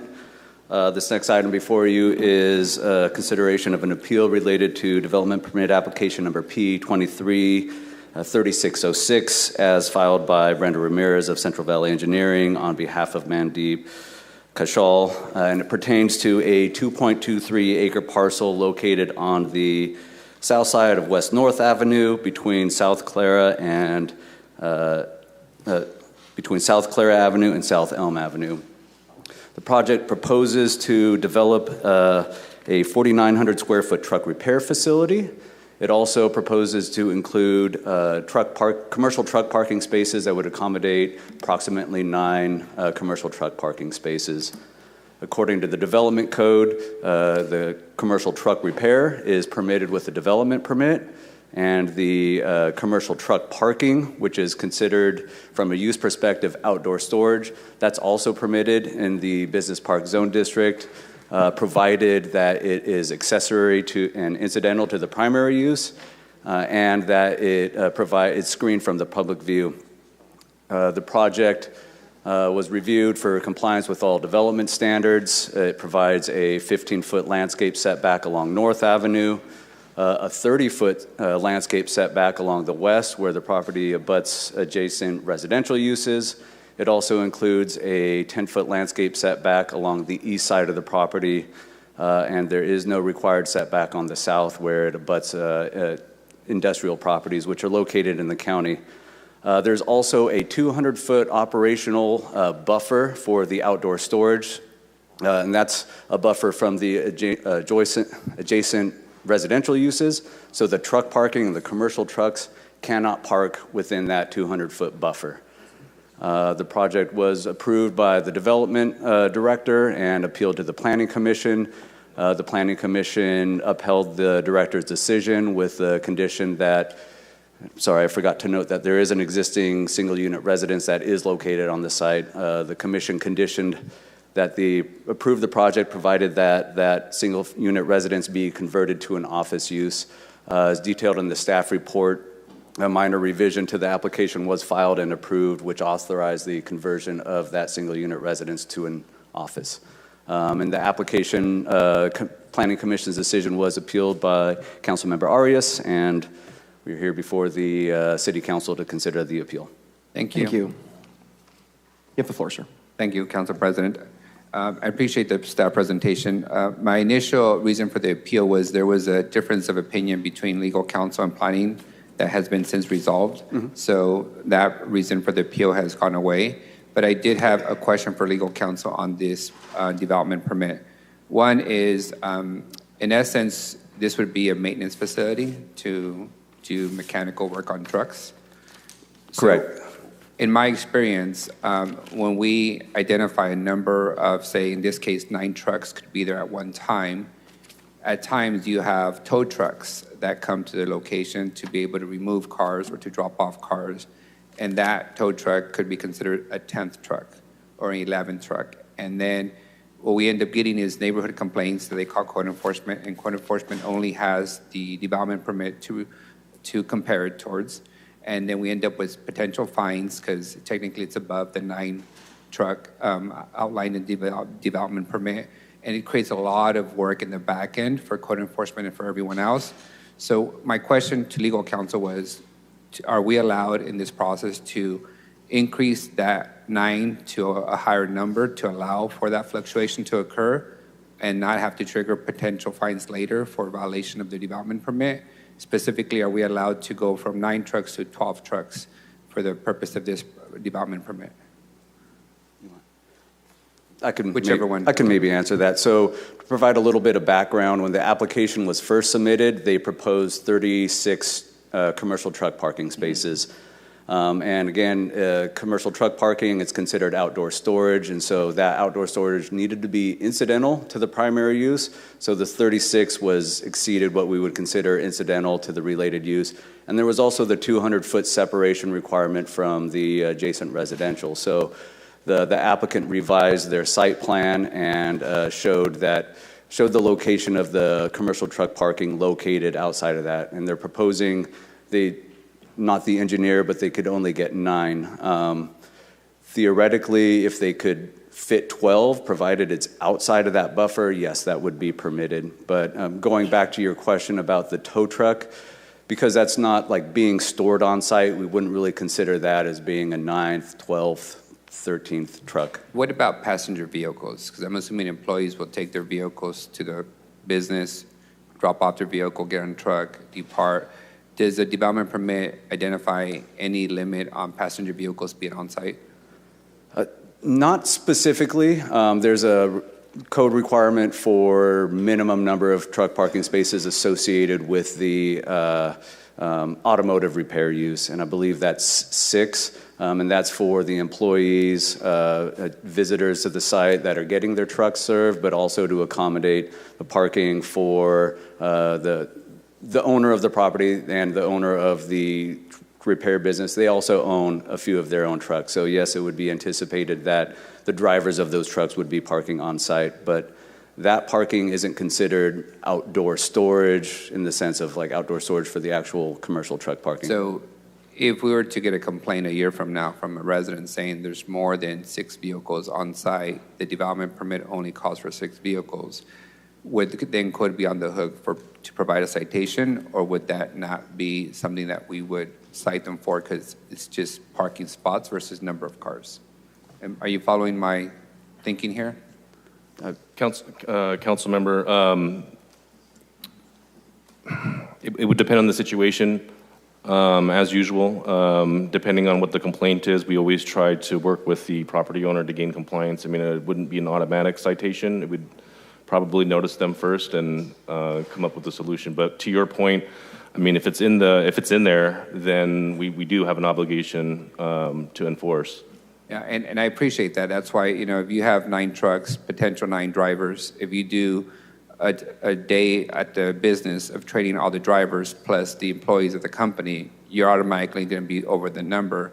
I don't want to have code chasing down citations when we can simply address it in the development permit now. So am I allowed to make adjustments to the number of trucks and to put on the record that passenger vehicles are not something that we're going to be limiting? I know 6 parking stalls, but it doesn't mean that they can't be more there because the property is bigger than what's being paved and the parking lot's being created, correct? Correct. So can I do that today, or is that? Should I? Yeah. Yes. I just want to be clear about it. I want to go above 9 to 12 in terms of trucks and go from 6 passenger vehicles to 12 passenger vehicles so that in the future the business knows what their full capacity is, the public knows, and so do the neighbors, and we don't have to exhaust code enforcement time in the back end. Is that simply just making a motion to that effect? Good morning, Council. Heather Thomas, Deputy City Attorney with the City Attorney's Office. Yes, you can modify the development permit provided that it complies with the other requirements of the development code. Got it. Thank you. Well, with that, Council President, I'll make a motion to approve the item with the modification that the truck number would be 12 and the passenger vehicle number would be 12 instead of 6 and 9. I'll second that. Thank you. Yep. Okay. So I do apologize. We're going to come back to that because we go to public comment. I'm sorry. Any other council members? I think Councilmember Richardson's punched up on this one. Yes. Phil, not quite done. Sorry. Yes. So if you could kind of expand my understanding here a little bit about the commercial vehicles. Most of the times we see commercial trucks, it's not only the hauling entity, but also the cargo on the back. Are there limitations? One, are there limitations on cargo or cargo storage? I'd imagine most of the times they're towed. There's nothing on the back of it, right? That's part of the delivery job. But secondarily, does this limit include the vehicles that are stored inside the facility? If they bring in the actual rig itself inside to do some sort of transmission or engine maintenance, does that factor into the total? Yes, that would factor into the total. Okay, so there's potential someone could drive by and see 4 outside and the rest could all be parked inside the buildings but still be adding to that total.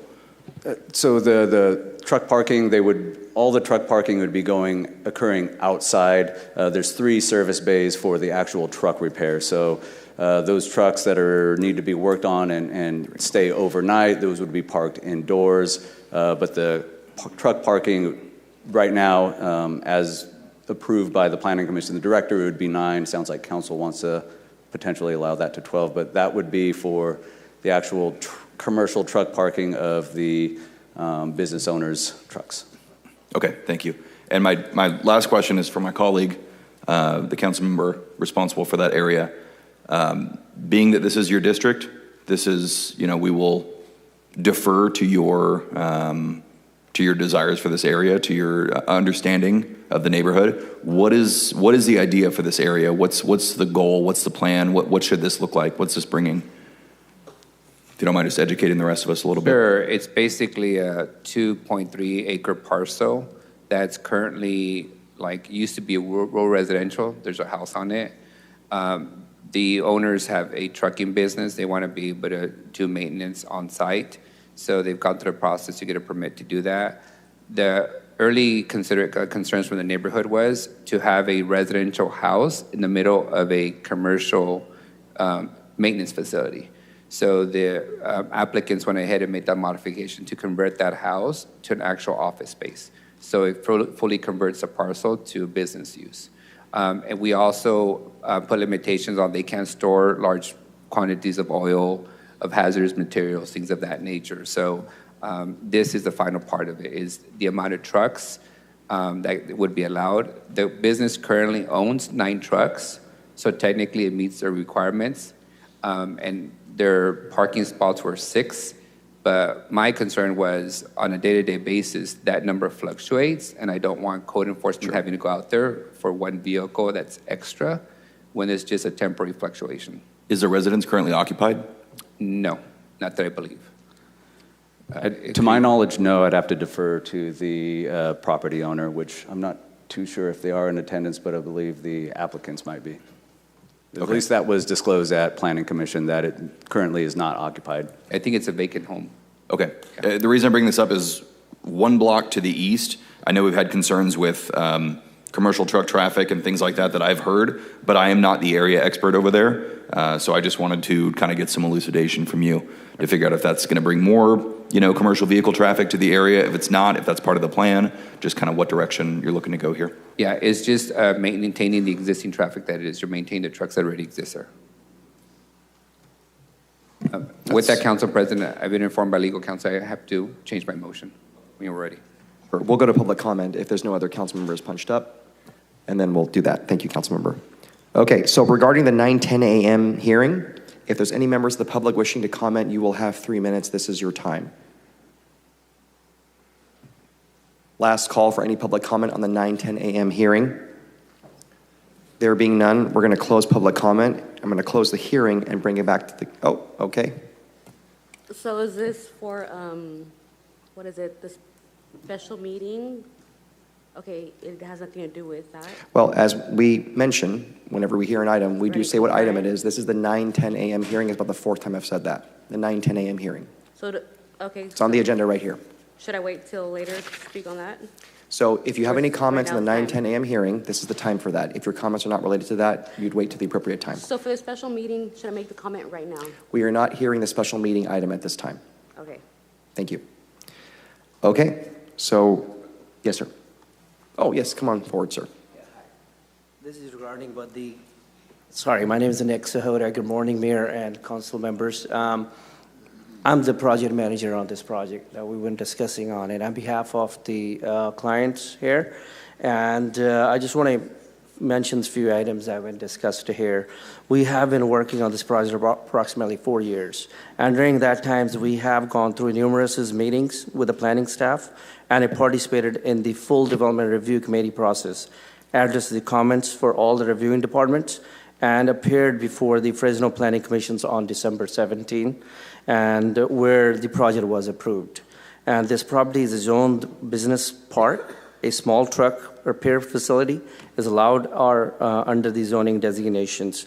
Before purchasing the 2.23 acres by my client, and we verify with the city that this business can be operated from here. And over the past 4 years, we have worked in a good faith with the city staff and neighbors, and we reduced the size of the project by nearly half. We revised the design more than 10 times, and we have enhanced the buffering along the west side 30 feet and the north 15 feet landscaping, and we incorporated that trees and screening along with the frontage of the improved capability with these surrounding properties. And every department concerned were addressed prior to the approval. And regarding the access from the rear, that was one of the questions by the neighbor, is impossible. That's the neighbor owns those properties onto the south, and we cannot allow that. And this project is complies with the zoning, and it complies with the general plan. It complies with all the applicable development standards. The Planning Commissions carefully review the conditions of approval and determine that project has conditions is appropriate for this location. And we are agreed, owner is here on this project, and Mr. Aries, limitation on it, we are agree with it, and also with Mr. Richardson regarding the comment, there's nobody live on the properties. And lastly, I just want to mention that this project will activate a vacant parcels and create a local job, generate economy activity, and contribute to the city's tax bases. The city promotes economic development and business growth. This project aligns with those objectives. And again, the appeal filed by the Council Vice President Miguel Arias and asked the Fresno City Councils to reassess the impact. Respectfully, the evaluation has already been completed through the requiring planning process. We are not asking for the variance. We are asking for a special, not a special treatment. Thank you, sir. That is your time. I appreciate it. Okay. So last call. Is there anybody else that wants to comment on the 9:10 a.m. hearing? Okay, not seeing anybody. I'm going to close public comment, bring it back to the council. Councilmember Arias, you have the floor. You've already had your opportunity. Please, you can go ahead and sit down. When we come back to the next item you want to talk about, you can talk then. Thank you. Thank you, Council President. And I just want to provide a little bit of clarity for the body and for the public. When this project initially came forward, although the zoning was business park, which allows this kind of business, the applicant wanted to also have residential on the same parcel, which is a conflicting use. That's why it went through the development permit process, appeals process, planning commission. Since then, they've agreed to make the whole parcel business instead of mixing the two uses. With that, I'll make a motion to deny the appeal, as well as to approve the development permit with the following modification, that the truck lots would go from 9 to 12, and the passenger vehicles would go from 6 to 12. There's been a motion, there's been a second. Any further discussion? Not seeing any. As a reminder, we've already taken public comment on this item. Any opposition? There being none, Councilmember, your motion passes unanimously. Thank you very much. Okay, we're going to move on to our 9:15 a.m. TEFRA hearing to consider financing of the acquisition, development, construction, furnishing, and equipping of a student housing facility and related working capital. Are there any council members that wish to have a presentation on this item? I'm not seeing any at this time. So are there any questions by the council on this item? Sorry, I was raising my hand. Oh, I'm sorry, I didn't see that. Yep. Okay, we will have a staff presentation. Come on forward, Santino. Thank you, sir.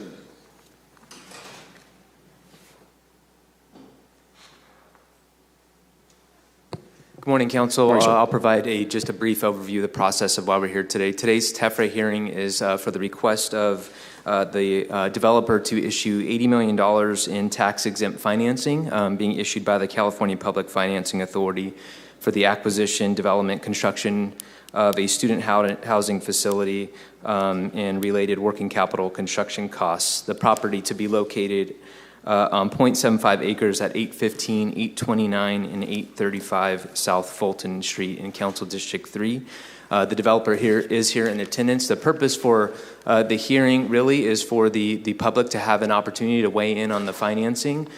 Just as a reminder, I know the council is well aware, but for the general public's information, the approval of this item does not affect the city's bonding capacity or debt in any manner. This is just an opportunity to provide public input on this developer's request to issue tax-exempt financing. Great. Thank you, sir. So at this time, we'll go to councilmember questions. Councilmember Richardson. Santino, just real quick, if you don't mind. When it says student housing, I would expect this to be somewhere in the vicinity of a school. So can you just speak a little bit to the restrictions or the requirements for someone applying to live in this student housing? I'll ask Phil Sky to help address those questions in terms of the project. Good morning, Phil Sky, Assistant Director of Planning and Development Department. So this is student housing is a misnomer as it relates to this project. This morning, you have a special meeting to discuss the development disposition agreement, which is speaking to this very project. It speaks to the unit mix, the unit composition.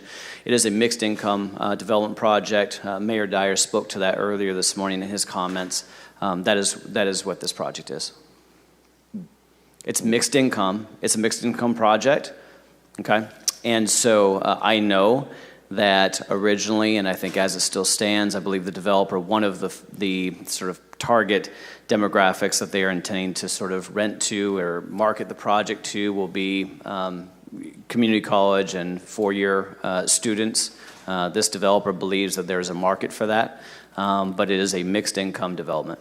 I'm more than happy to have some comment by the mayor too, if you'd like. But I'm just curious: if student housing is the type of housing, if that's a designator for the type, or it's actually a targeted demographic, and again, the proximity to the school. Just I don't want to feel like we're presenting something to the public that says student, because who would say no to that, right? Sure.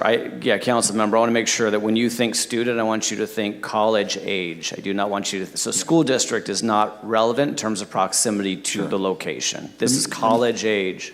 Let me give a little bit of background.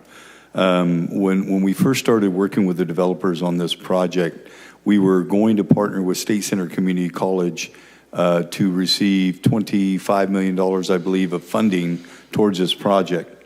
They ultimately ended up doing a RFP, and this site was not selected, nor were these developers.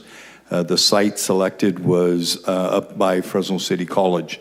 So the student housing designation kind of stems over, carries over from that, if you will.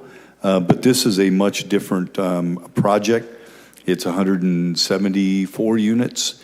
And when we have the special meeting, I can talk about the breakdown of that in terms of 70 of those units will be based on AMI, area median income, and 104 will be market rate. So we can chat about that when we hear the item.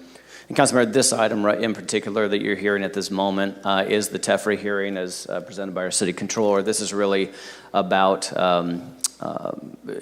allowing the finance agency to be able to issue the bonds, which is a significant part of the financing of this project. And no risk to the city. Correct.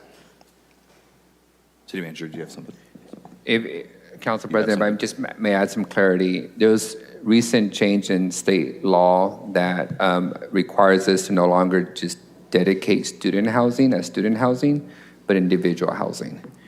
So this item also replaces all the verbiage to align with state law, which is designated as individual housing for people who may be students, but not a definition of a student.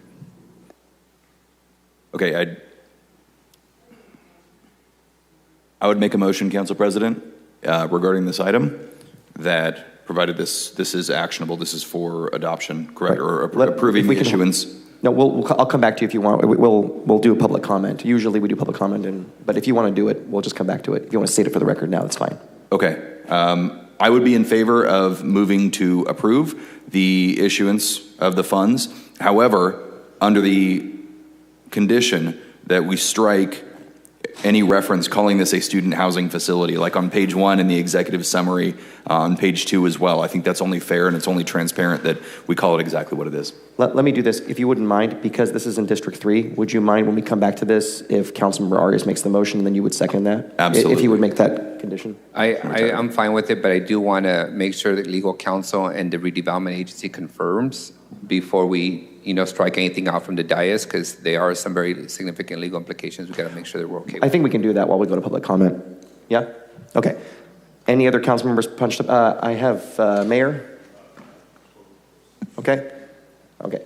And with that, this is the 9:15 a.m. TEFRA hearing. If any members of the public wish to provide comment on the 9:15 a.m. TEFRA hearing, you'll have 3 minutes. Please go ahead. This is a special meeting, right? This part? No.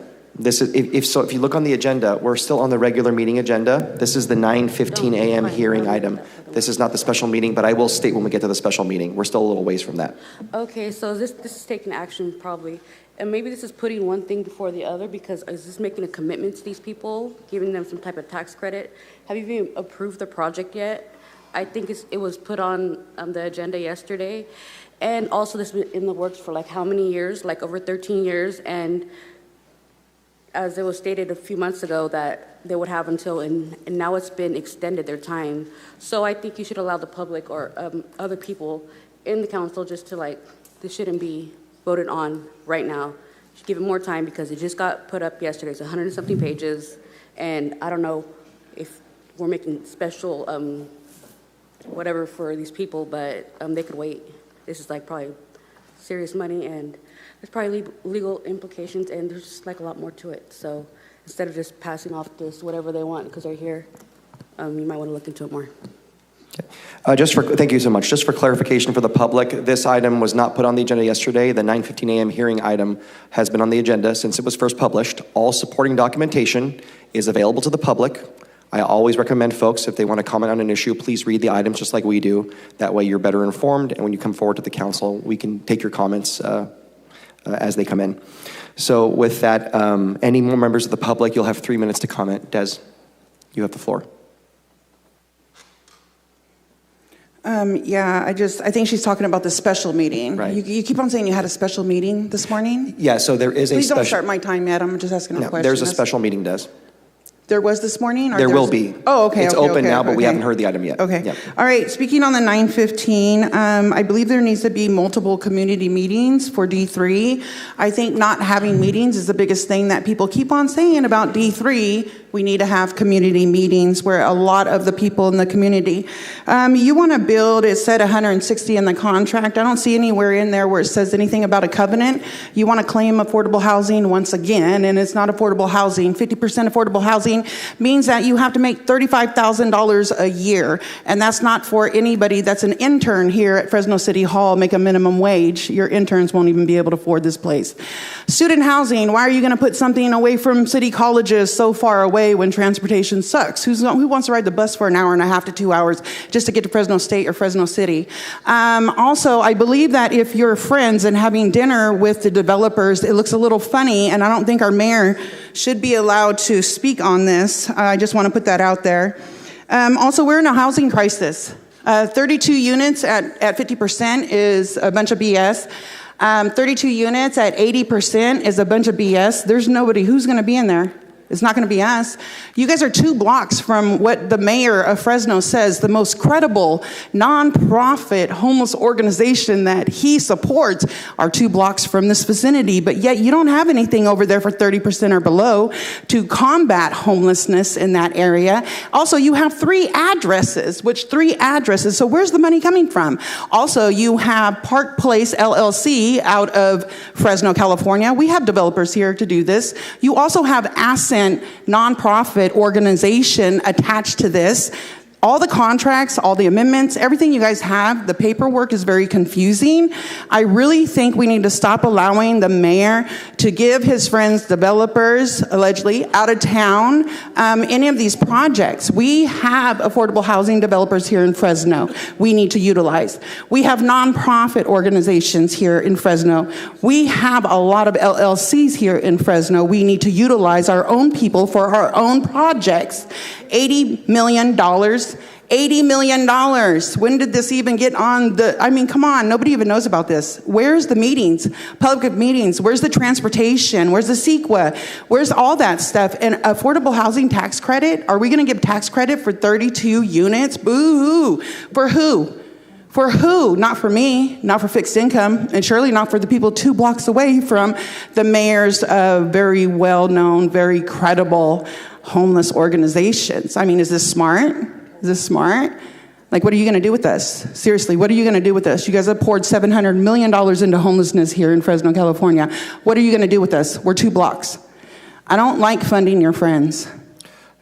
Thank you so much, Des, and thank you for your comments. Anyone else for public comment? And while we wait for other folks, just to clarify, the staff report does specify that 70 of the units have a 55-year affordable covenant. So there is a covenant in there. And the developer in question is a local developer who has developed a lot in my district as well, and has been a big supporter of Pinedale as he's developed those areas, just to clarify for the record. Anyone else wishing to comment on the 9:15 a.m. hearing? This will be your opportunity. Okay, there being none, we're going to bring it back to the council. I'm going to go to Councilmember Arias. Council President, I just want for the record to include and clarify that the actual agreement does not have any reference to students. It was just the staff report that ended up carrying some language from the old proposal. So just to reassure the council member, the agreement itself is very clear. It's not student-centric. It's individual housing for those who are eligible based on income in the market. With that, I'll make a motion to approve the item. There's been a motion by Councilmember Arias. There's been a second by Councilmember Perea. Any further discussion from the council? Okay. Any opposition? Opposed? Okay. The item passes 6-1. Okay. Thank you very much. Okay, so that was the 9:15 a.m. hearing. At this time, we're going to go back to our special meeting. So this is the time for the special meeting, where we'll take comment. And give me one moment to pull this agenda. I got it. So this is ID 26-272, and approve an amended and restated disposition and development agreement between the City of Fresno. At this time, what we're going to do is, there is no staff presentation, but are there any questions from the council on this item for the special meeting? Mayor. I'm going to ask you to please keep it down. You're welcome to speak at your allotted time, but you have to respect the process for everyone else here. Thank you. Yeah, I wanted to give an overview, if I could, of what this is. And this is really part of our overall downtown revitalization effort. I think all of you are aware of the fact that for many, many years, we've been trying to bring housing to downtown Fresno, but it's been met with a lot of challenges. And part of that is that many of these projects do not pencil, are not profitable. That's the purpose for us seeking out $250 million from the state to be able to put in infrastructure like parking, water mains, sewer mains, along with $43.7 million. This particular 3 lots that we're speaking of, they've been vacant for decades with any inability to develop them. There have been some efforts over the years to try to do that. None of those have come to fruition. And so what we're hoping to do, this council provided a DD&A here some time ago for the developer, and that expired today, or the 28th. And what we're hoping for in our meetings with the developer is to extend that DD&A to May 15th. That's going to allow them to go to the bond market. I also wanted to share this is an $82 million investment in downtown Fresno for 174 units. 70 of those units will be affordable with a 55-year covenant, and that is anywhere from 50% to 80% AMI. The other 104 will be market rate units. And the investment of $82 million, as you know, in order to incentivize folks developing downtown, we created a revolving loan fund. That revolving loan fund is up to $8 million in this case, $8 million for a 5-year loan, which is variable at 4.81% today, and it will have a balloon payment at the end of 5 years. There's also a loan from our housing department, dollars that are intended for this. That will be at $3,727,000, and I do want to mention that $727,000 of that is coming from the developer for the purchase of the land. So that's kind of in an overview of what we're trying to do. We have been working with this developer for the last couple of years trying to get this developed. I want to thank Councilmember Arias for his effort on this. He's been a part of every meeting. Marlene Murphy, thank you for this. And Phil Sky for all the challenges that we've had to overcome to get to this point. But this will be the first truly legitimate housing project in the South Stadium area, and I'm encouraging council to support it. Thank you so much, Mayor. At this time, we're going to go to Councilmember Arias. Thank you, Council President. To the Mayor's comments, in my 7 years on this body, we've been successful in opening up permanent housing and market rate housing, both affordable and market rate, in every neighborhood in my district. West Fresno, Tower District, Central Unified, Chinatown, and even downtown. Downtown has been the least successful and the most difficult over my tenure for an array of reasons, a lot of which is old historical buildings that cost quite a bit of money and time to improve. For example, Hotel Fresno was 5 years in the process after being shut down for 40 years. But it's also a point of that we've gone to in the city where we finally have aligned all the stars. The state has given us a massive investment, allowing us to rebuild all the underground infrastructure, saving developers a lot of money from having to upgrade our own sewer lines and water lines that are 100 years old. They've also given us the ability to build parking garages. Again, one more cost that doesn't have to be borne by developers who then have to transition that cost to renters in the form of higher rents. So now that we have funded underground infrastructure, parking infrastructure, streamlined the process, made it by right. The last component was providing some gap financing for several of these projects that have all gone through the process for years to get shovel ready. You'll see in these projects, some of them are bare land. The folks have taken invested in the demolition, the cleanup, the mitigation of these properties. Others are historical buildings that developers have gutted completely, asbestos cleared, lead cleared, gotten ready for construction. And then others are a combination of city property, redevelopment property, all combined. So it's been a really heavy lift, and I look forward to ribbon cutting and finally getting to a point of construction on several projects, all within the downtown core, and demonstrating for the public that when we said we want you to live, work, and play here, we're making it a possibility to actually live here. So I appreciate the mayor's patience and his commitment to seeing it through. And I also want to be very clear, some of these projects may not come to fruition. And we've been very thoughtful of putting the language in that our money is last in, and if they don't begin construction, the taxpayers would not lose out a penny in any of the public commitment of gap financing. So I think that's also important. It puts a pressure on developers to actually secure their private financing, which is the vast majority of the cost for these projects, and get to construction. They are all shovel ready. They're ready to break ground once they secure the final portion of financing and money, which I anticipate all of them are well positioned to do this year. If I might add, for those that are not familiar with where this particular property is by the address, it is right in the outfield, I guess it would be the center field, left field, center right field, I guess it would be. And this development will be 8 stories overlooking the stadium. And I think it's going to be a catalyst for future housing to come downtown, and it's going to be beautiful. Left field, right? So it's going to be a beautiful development. I look forward to seeing the groundbreaking soon. It is as close to shovel ready as possible. So thank you. Great. Thank you so much. So any other council members wishing to comment on the special meeting item? And as a reminder, there will be 2 votes on this item. We're going to go to public comment. Des, you will have the floor. Special meeting? The special meeting, yes. Go ahead. Okay, come on forward. Thank you. And then Des. Thanks, Des.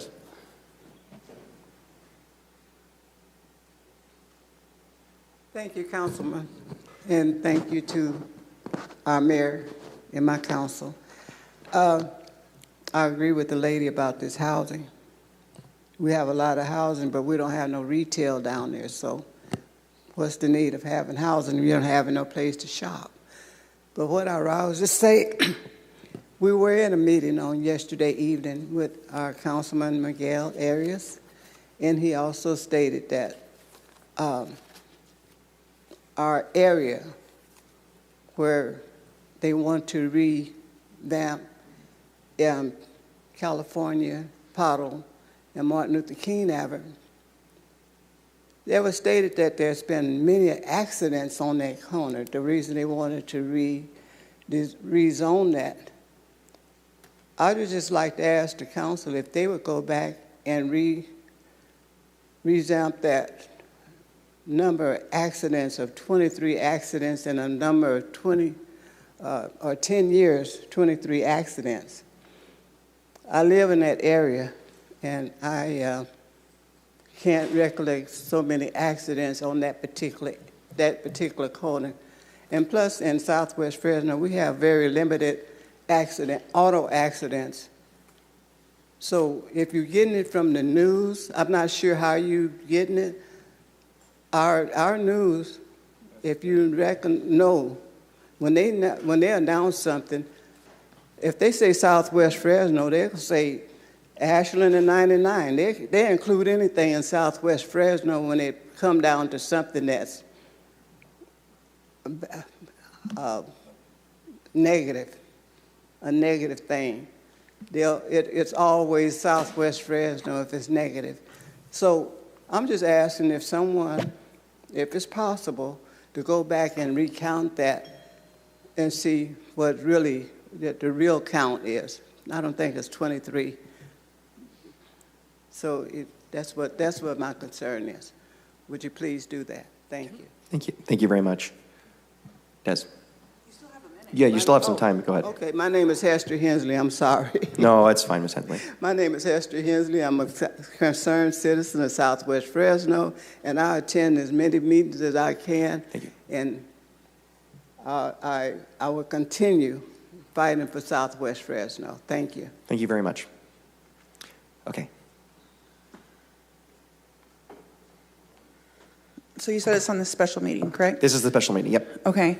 So I wanted to speak up on the, what is it called? The reoccurring loan fund.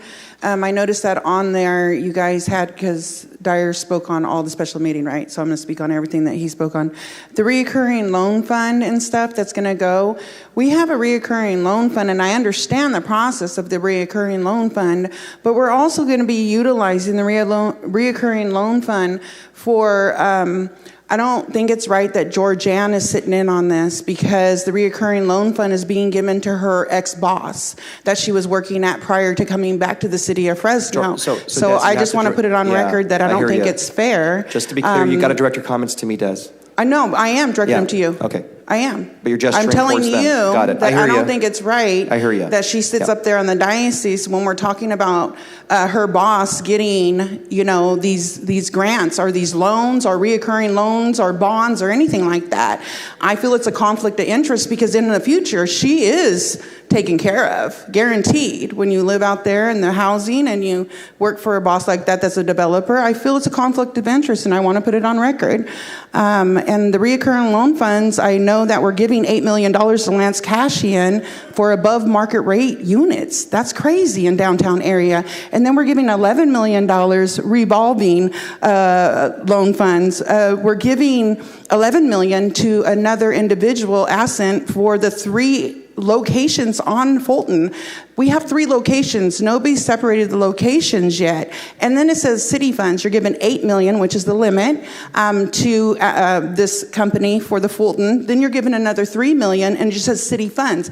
Out of where? Out of the revolving loan fund? Because of the $8 million is the limit. So where are the other $3 million that we're taking out of city funds to give for this project? We're not separating addresses. We're giving reoccurring revolving loan funds to people that are our ex-boss, and I really, truly feel there's a conflict. I would like to know if the city attorney would look into if this is a conflict for her to be speaking up or being present when her ex-boss is receiving millions and millions of dollars. I understand it, but if we're going to do affordable housing, then we need to do affordable housing. There's no conflict. Okay, thank you. I still feel it is personally. But anyways, the affordable housing that is being mentioned for these projects, they're really not affordable. Because like I said, the intern that works for you cannot afford this unit that they're claiming might be student, but now we have to change the language to fit the criteria of the state. I mean, I'm hearing you guys trying to squeeze in housing, like let's fit the language. Let's fit the language is all I'm hearing. We need to fit our people inside. We have zero units. Thank you, Des. And we did receive your letter on this item. You mentioned some of the items from your letter. And thank you, City Attorney. It was given to all the council. It's on the record. And thank you, City Attorney, for chiming in. Just to be clear, when any item comes before the council, it has to be reviewed by the City Attorney's office, and there is no conflict, just to be very clear on the record. So we're going to move on to further public comments. Anyone else? This is your opportunity. You'll have 3 minutes. Please do come forward for the special meeting. Okay, for the special meeting? Yes. Do they always run concurrently if they're on the same day? A lot of times you close up the first meeting maybe and then start the special meeting? You're running into your 3 minutes. I know I am, but you probably wouldn't answer. But this is probably going to maybe pass anyway, and even though I'm not really sure if it's like legal the way you did it, asking for tax credits before you even pass the whole thing. So, and it might take me a while to learn all this stuff, but when I do, because those of you who are benefiting like in nefarious ways, that's already done. But I will continue to be part of some, and to learn. Nelson, is that you? Yeah. So to learn what I need to and take time to, so that way, Because people in the future, if they don't feel like there's any buddy paying attention and allows them to do these things that are probably not even legal, because nobody up here is probably a lawyer except him. And so that's pretty ridiculous. You guys are able to spend this money like your granddaddy left it to you, and it's not your money. It's not. That would be really nice. Oh, here's an idea over here, and here's another one. Oh, and this one didn't work out over here, but hey, fuck it, it's not our money, huh? So when I do know what I gotta know, I guess, or get a little educated and more people, stuff's gonna happen. And don't think that maybe whether you will choose to stay in Fresno or move somewhere else, as far as, let me see, social media or the way things work or advance and just time goes really, is that it's gonna follow you. Your legacy is gonna follow you wherever you go. So don't think you're gonna go somewhere else and it's not, because your kids will be reminded, I'm sure. So don't forget, okay? Anyone else from the public wishing to comment on this item? Ms. Hensley, unfortunately, you've had your 3 minutes on this item. I apologize. I have to be consistent. So we don't do that. We don't yield time. I apologize, but there will be another opportunity to comment on other items and unscheduled communication and then consent calendar coming up. But on this item, unfortunately, your time has expired. But I want to thank you for being patient with us. Any other folks wishing to comment? Again, this is for the special meeting item this morning. Okay, so I'm going to close that portion. We're going to come back to the council. Is there any discussion, questions? I do have the mayor punched up. Thank you, Council President. I know we generally don't respond to public comment, but in this instance, I think one of the speakers tried to impugn the reputation of my city manager. I don't think anyone takes it seriously, though, but fair enough. So I think I just want to say that this employee, my city manager, has worked for the city of Fresno for 25 years with incredible integrity and work ethic. She was not an employee of the developer in question. She was a consultant and provided advice. And by the way, that same developer had the foundation, and that foundation is what funded We Are Not Invisible, your organization, Des. So thank you. Okay. Des, I'm going to give you a warning. Des, you had your 3 minutes. Des, you don't have to leave. Des, I've given you a warning. You don't have to leave. Okay. All right. Okay. Des, you don't have to leave. Okay. All right. Okay. Thank you. We're going to move on. Is there anyone else? Well, actually, I'm sorry, we've concluded public comment. Back to the council. So there are, okay, Des. Okay, I'm going to call a 2-minute recess. Thank you.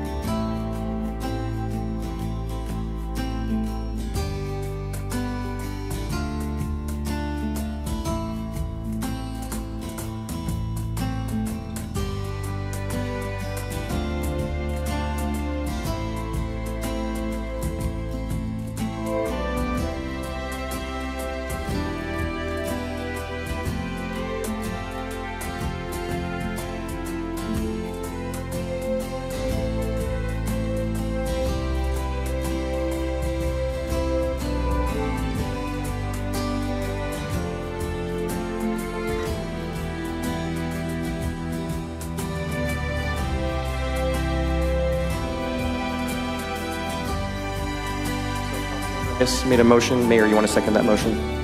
Second. Okay. So this is a vote with the full council and the mayor. Is there any opposition to the motion? There being none, it passes 8-0. There'll be a second motion. This is council only. Any council members wishing to make a motion? Moved by Councilmember Maxwell. I will second that. Okay, sorry. Councilman Vice President seconds that motion. Any opposition? There being none, it passes 7-0. Thank you all for your patience. That concludes the special meeting. So I'll adjourn the special meeting, but we're not leaving yet. We still have a regular meeting. I'll adjourn the special meeting at 11:24 a.m. Now we're going to go back and resume the meeting. We're on the consent calendar. Do any council members wish to register a no vote, abstention, or recusal on any consent item? And as a reminder, pulled items will be heard immediately after consent. We have two pulled items. Not seeing anyone punched up? Okay. We're going to move on to public comment now on all consent, contested consent, as well as closed session items. We're also going to add unscheduled communication at this time. So anyone wishing to comment on consent, contested consent, and closed session items, come forward. Charlie, I do have a card from you. If you want to come forward, sir, this will be your time. And while you come up, I just want to let you know, you have a strong advocate in our city attorney. He gave me your story. You are a very resilient man. Thank you for being here. Thank you so much, sir. All of you up here. I've been here. I'm Charlie Roberts. I'm the president of the Clovis Lions Club. I've been the president for 26 years. I've worked in the public. I'm still strong and working in the public in general by itself between Fresno and Clovis in general by itself. But the reason why I'm here is it's a simple, hopefully something will be fixed. And the reason why I'm here is I've been here 3 times plus information sent in about our sidewalks over where I live at, over on Shields and Palm area. I'm a little upset because I have 3 elderly people that lived on our block. And I've asked this city council and the person that represents our area, which have switched so far 3 times, that our sidewalks get fixed because they're broken. They're lifted. I've had them come up. I had them send one of their people out to talk to me and said, we'll take a look at it. 15 years later, we had one lady left that's 90 years old that used to work for the city of Fresno that lived on our block that now has to live in a convalescent home because she broke her hip. So now you guys get to live with this because we lost a good person on our block because she can no longer live in her home because you guys wouldn't fix our sidewalk. All you did was patch it. Patch it, patch it, patch it. You never fixed the lifts on our block, which were high. I sent you the pictures. I talked to the guy that came out and measured it. I talked to the other person that came out and they evaluated it. The answer was, we're going to come back out. We're going to come back out. We're going to come back out. Now, her house sits empty because she can't live in her own home. The other 2 ladies that worked, that lived there, also, pretty much the same thing because they couldn't walk down their street because we took care of them on our street. We took care of the elderly on our block to help them get around instead of walking the street. We made sure that when they came out, we were going to walk with them so they wouldn't fall down anymore. You know, I've talked to Jan about this. Charlie, I apologize. We've heard you. Thank you for you. The 3 minutes are expired when we did get your information. Thank you. Thank you very much for being here. Thank you. Yeah, here's his card. And then next I have Jerry Veliz. I hope I pronounced it correctly. Jerry, you'll have 3 minutes.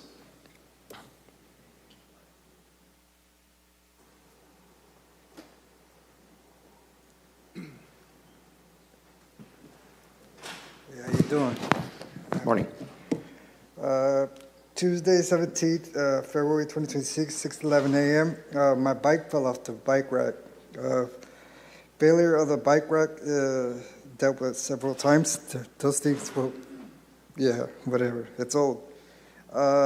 Effective August 11, 2025, Fax is not responsible for any damages while the bike is on the rack. So that's my argument. I want my bike replaced. Yeah, that's the argument, simple. Because they feel they're not responsible. If I put it on there and it falls off, I'm asked out. But I want you guys to replace it. That's it. We straight? We good? You heard me? We've heard you, sir. Thank you for your time. Appreciate it. Okay, anyone else from the public wishing to comment on consent, contested consent, closed session, or unscheduled communication? Ms. Hensley, you'll have 3 minutes.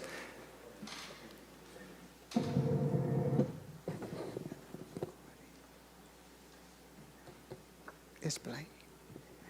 Thank you, Councilman. The thing that I forgot earlier is that we in Southwest Fresno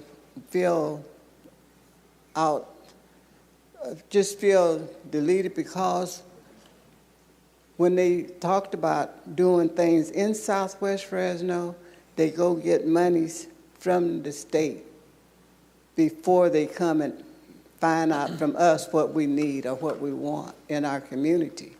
And it's unfair to us that you go and get money, lots of money, and then come to us after the fact. I think we should be included in the process of going to get monies from the state. We should be able to have some type of input on that, if you understand what I'm saying. We should, in Southwest Fresno, we shouldn't have to be excluded from things like that. In the past, we have not just come and asked, because you come and you say, well, we're going to do this, we're going to do that. But you've already gotten the money to do it, and then you say that we have to use this money in a month's time because the time has run out. Well, if you found this out back in 2006, and then in 2019 it was approved, you see where Southwest Fresno feel like they left out. And then all of a sudden it's that you only have a month, we have a month to consider this. That's not fair to us. So we just ask to be treated like everyone else in this town. Then we'll feel like we won Fresno. We don't feel like we won Fresno when we've been left out of so many things. So just include us before you go get the money and let us know. Thank you. You have another minute if you want to keep talking. Yeah, no, thank you. Okay, thank you, Ms. Hensley. Appreciate it. Again, this is last call for anyone wanting to speak on consent, contested consent, closed session, or unscheduled communication. Not seeing anybody come up. Okay. We're going to close public comment at that time. Again, this is the consent calendar. Is there a motion to approve the balance of the consent calendar? So moved by Councilmember Arias. Is there a second? Second by Councilmember Vang. Any opposition? There being none, the balance of the consent calendar passes 6-0 with 1 absence. Thank you very much. We're going to move on to contested consent. Council Vice President, would you mind leading us for these 2 items? Thank you. Sure thing. We've got 2 contested consent items, 2N and 2T, both pulled by Councilmember Richardson. If you're listening, I'll give you 30 seconds. Go on once, go on twice. There you are. Come on down. We'll start with 2N.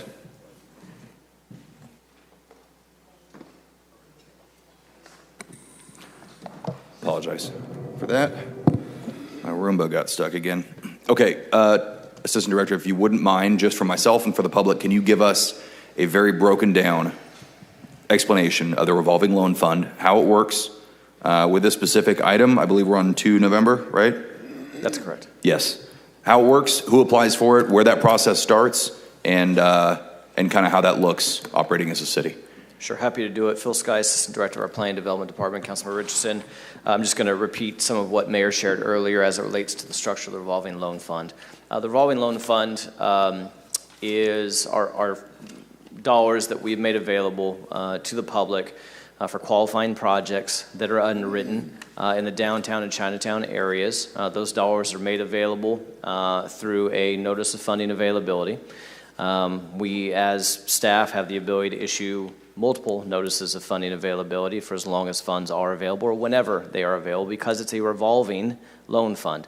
So we have currently this particular project responded to a most recent NOFA that we published. The terms of the NOFA or of those funds are in the NOFA. High level, they are funds that are made available up to $8 million in dollars that we would lend out to the project, the qualifying project, for a maximum period of 5 years, at which point those dollars must be fully repaid at an interest rate. It's a variable interest rate that currently is marked at 4.81%.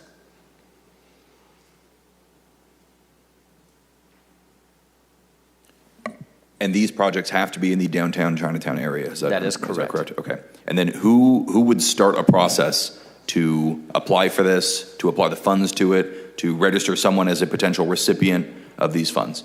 Sure. So we actually have a notice of funding availability that is currently published that any qualifying project could respond to. It would be a developer typically that would be the one responding, providing all the information that we request through our NOFA. And then last question, those monies, where exactly are they? What monies are they? Are they state money? Are they taxpayer money? Are they city reserve money? Are they general fund? Yeah, these are dollars that from the state of California that Mayor Dyer advocated to get for this specific purpose to create this revolving loan fund. Fantastic. Those are all the questions I had. Thank you for the education. With that, Council President or Council Vice President, motion to approve. We have a motion. We have a second. Is there any opposition to item 2N as in Nelson? All right, seeing none, item passes 6-0. We're going to move on to contested consent item 2T, which is T for Tyler. Yeah, there we go. Two T's and Tyler. This is my item, so I'll go ahead and start it off and we'll take questions.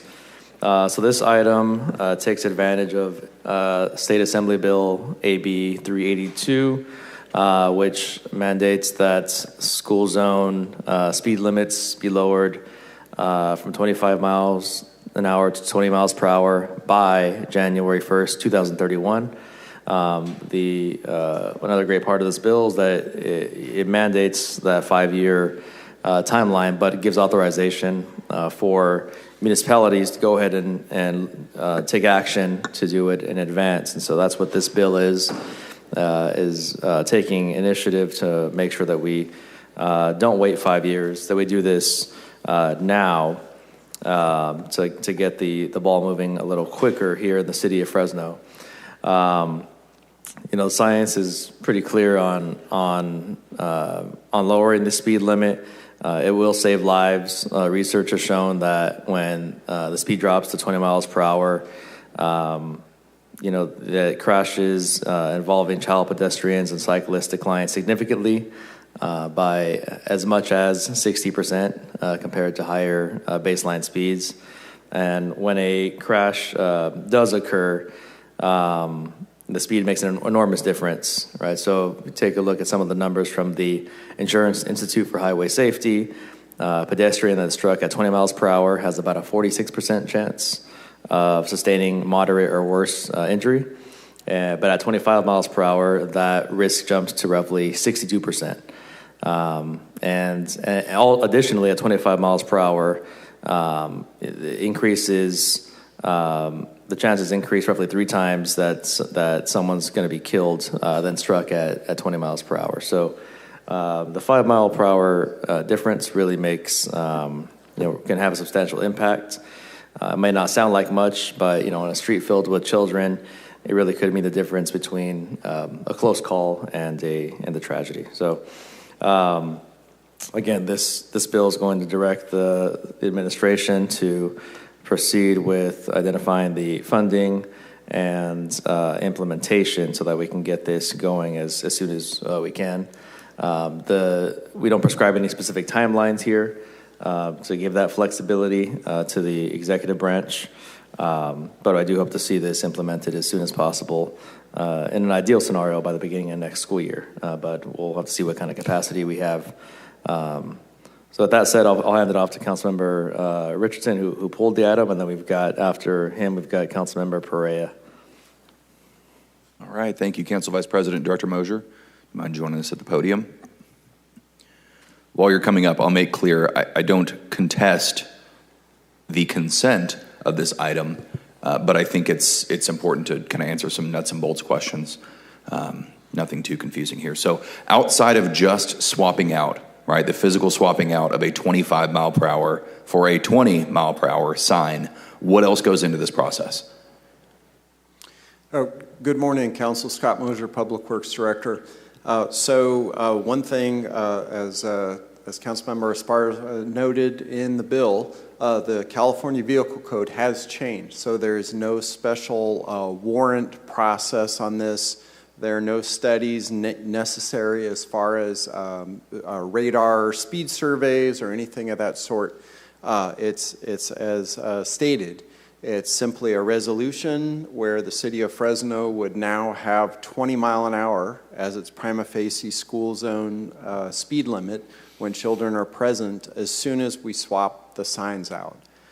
Staff would respectfully suggest that once we embark on this, that it needs to then be done citywide. As soon as we start rolling, we should do that citywide to avoid, just to provide clarity for the community. Whatever school zone you're in, drivers will become accustomed to this is a 20 mile an hour zone.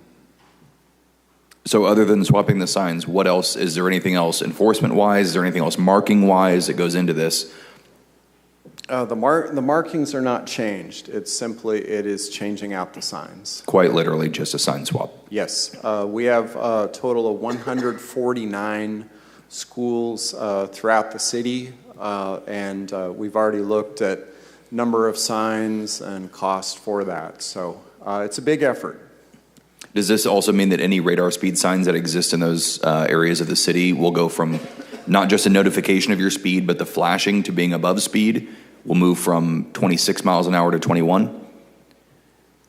You understand what I'm saying? Let me ask my Assistant Director, Jill Gormley, on that as far as the radar speed signs. Appreciate it. Good morning, Jill Gormley, Assistant Director, Public Works Department. As far as the radar signs, they'd have to be reprogrammed. If they are programmed at 25, we'd have to change that programming. Okay, fantastic. And the last question I had, I know that with the safe crossings, namely as it comes to crosswalks in the vicinity of schools, that a lot of times we're able to find partnerships with school districts to be able to split the costs or have them cover the costs of those. Has there been any effort put in around these schools, whether it's with Fresno, Clovis, Sanger, or Central Unified School Districts, to split the cost of any of these sign swaps or reprogrammings? That conversation has not happened yet from the department level. Certainly that's a conversation that we could have. Traditionally, the schools are not involved in the cost of the 25 mile an hour signs. That's just a standard requirement. And I know that this is a pretty fresh item, but have we gotten any sort of pushback? I haven't seen any trade memos about it, but have we gotten any sort of pushback from any part of the community about this process? No, Council, we have not heard back from the community as far as any opposition or concerns on the change. Again, the state legislation was fairly recent, and the resolution just is coming before the Council today. All right. Thank you, Director. I appreciate your time. Council Vice President, that's all I had. Yeah, thank you for the questions. Yeah, it was not my intention to split this cost. I mean, I think that would prolong the process if we were to go and ask school district by school district. There has been some suggestion, no commitment, but there has been a suggestion by the state that they could help reimburse. I'm not counting on it, but we'll look at what options are available and pursue the reimbursement. Before I go to the next speaker, I will make a motion to approve this item. Enthusiastically second. We have second, third, fourth. I believe Councilmember Perea was first, and with that, we have Councilmember Perea and then Councilmember Arias. Thank you, Vice President. I just want to thank you for bringing this item forward, for being proactive with this.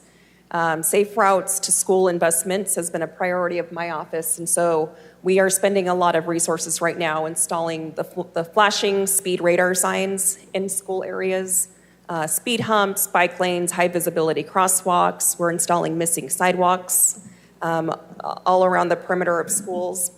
And so this is just one more tool in our toolkit to encourage drivers to follow the speed limit, to slow down, to start paying more attention, especially near our schools. And as somebody who picks up their kid from school and sees a lot of the chaos that happens within school zones, I think lowering the speed limit is always a good idea.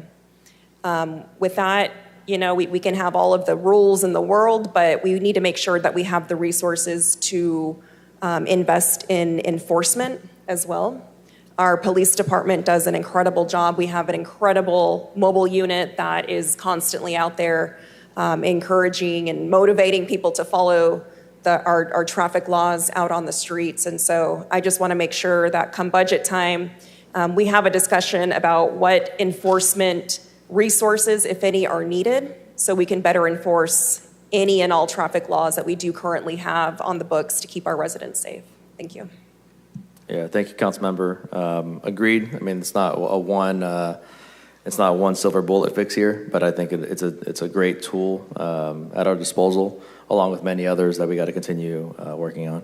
Councilmember Arias.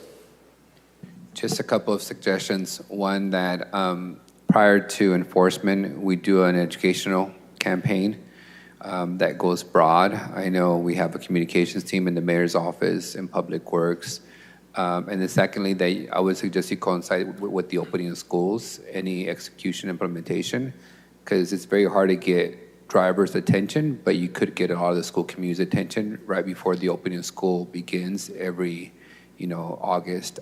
So as you're looking at execution implementation, I would just suggest that you coincide those together, because there's going to be a lot of pissed off people once we start ticketing folks for the new rules, and their first argument will be, I didn't know, and the city didn't tell us. So as much, publication as we can do and coordinate it with opening of schools, I think that's as pretty good outreach as possible. Thank you. Thank you. Appreciate the input from our resident school administrator. Seeing no other folks punched up, we do have a motion. We have a second. Any opposed?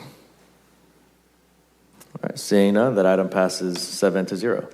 And city manager will be in touch. Like I said, it would be fantastic to have kind of an aggressive effort and coincide with the beginning of the school year.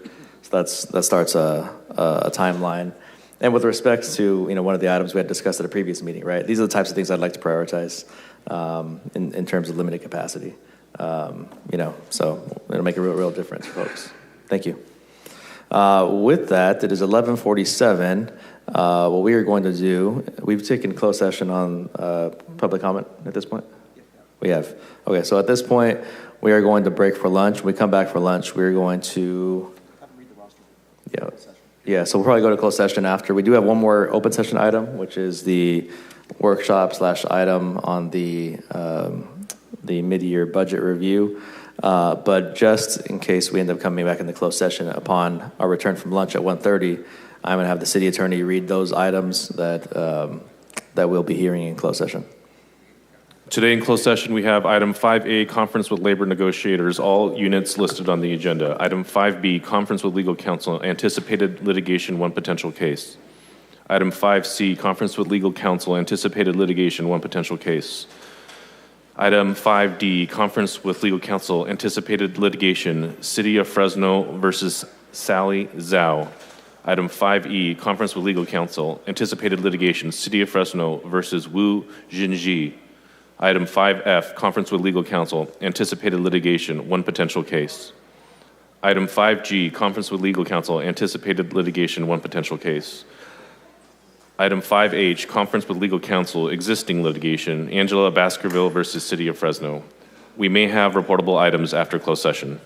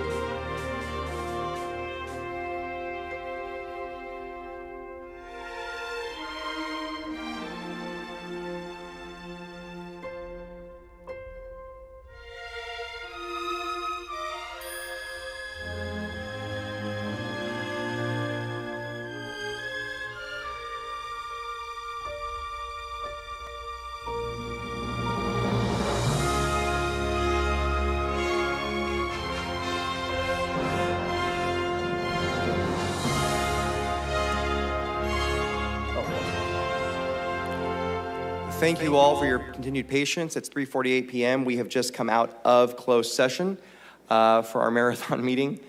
City Attorney, is there anything to report out of closed session today? Not today, Council President. Okay, thank you. We have one final item on today's agenda, and as a reminder, we have already taken all public comment today, especially including unscheduled communication. But our final item will have public comment on this item alone. That is 3A, a presentation of the fiscal year 2026 mid-year budget. And I'm pretty darn sure we want a presentation on this. So Mayor, you'll have the floor.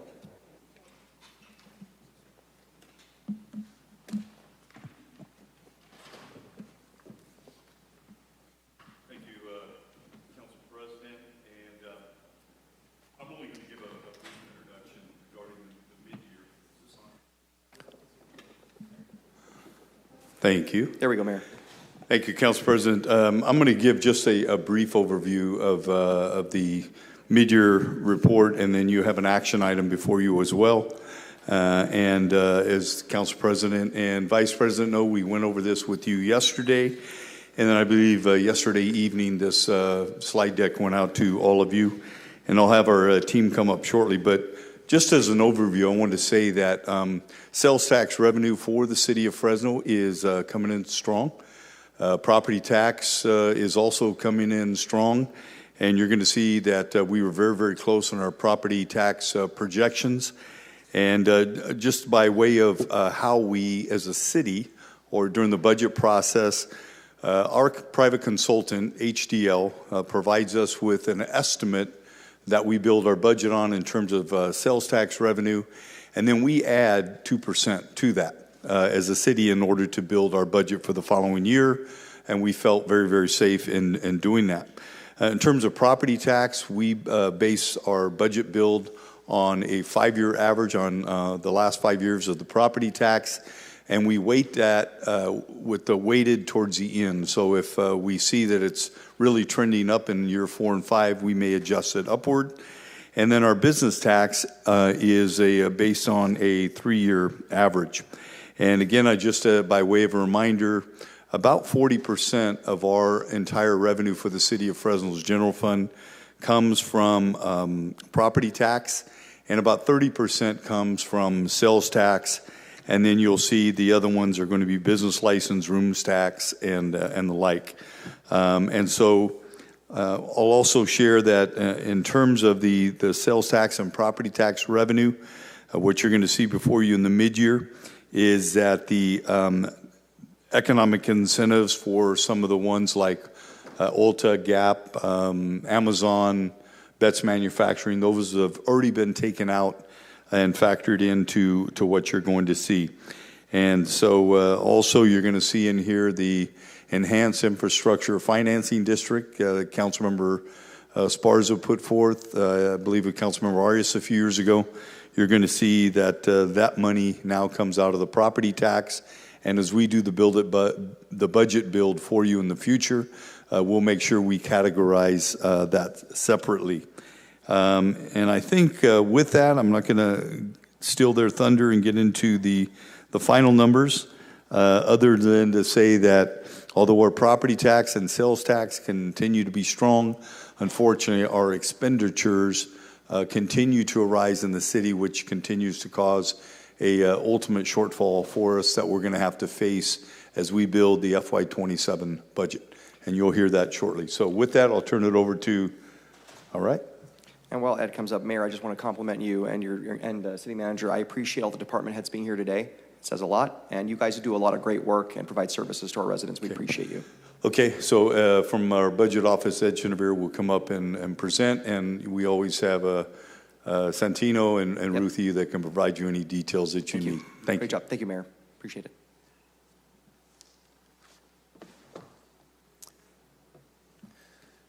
All right, so with that, if we can get the presentation back up, I'll get started. So good morning, President and members of the City Council. As the Mayor said, I'm Edward Chenevere, the Assistant Director for Budget and Management Studies, and today I'll be presenting the FY 2026 Mid-Year Budget Overview. And with that, I'll begin with kind of an overview of what exactly is it. When we say mid-year, what do we mean? So at each mid-year, the city prepares a comprehensive review of year-to-date revenues and expenditures based on the first half of the year's activity. Based on that review, each department submits to the Budget and Management Studies Division an estimate for their full-year expenditures and revenues. Those estimates are carefully reviewed by the Budget Office, Finance, and the Mayor and City Manager's Office. The objectives of that review are to assess the cost efficiency of all activities, identify any budget adjustments that are needed, and very importantly, to calculate the carryover, which really is the starting line for the next year's budget. And of course, a careful and accurate mid-year estimate is a critical first step in the preparation of the next fiscal year's budget. Before we dive into the current year's estimate, we've made available here a 3-year history of general fund resources for reference. Each fiscal year runs from July 1st to June 30th. We'll go over each of these categories in more detail on the next slide, but it's notable that 77.5% of the general fund revenues come from 4 sources, including sales tax, property tax, business license tax, and room tax. Also notable is that each year's unspent funds carry over to the next year, and this carryover funding has been an important component in balancing the budget each year. For example, carryover from FY 2024 to FY 2025 totaled $33,907,400. This slide is an overview of the current year, fiscal year 2026 revenues. We're on slide 4 if you're following along on paper.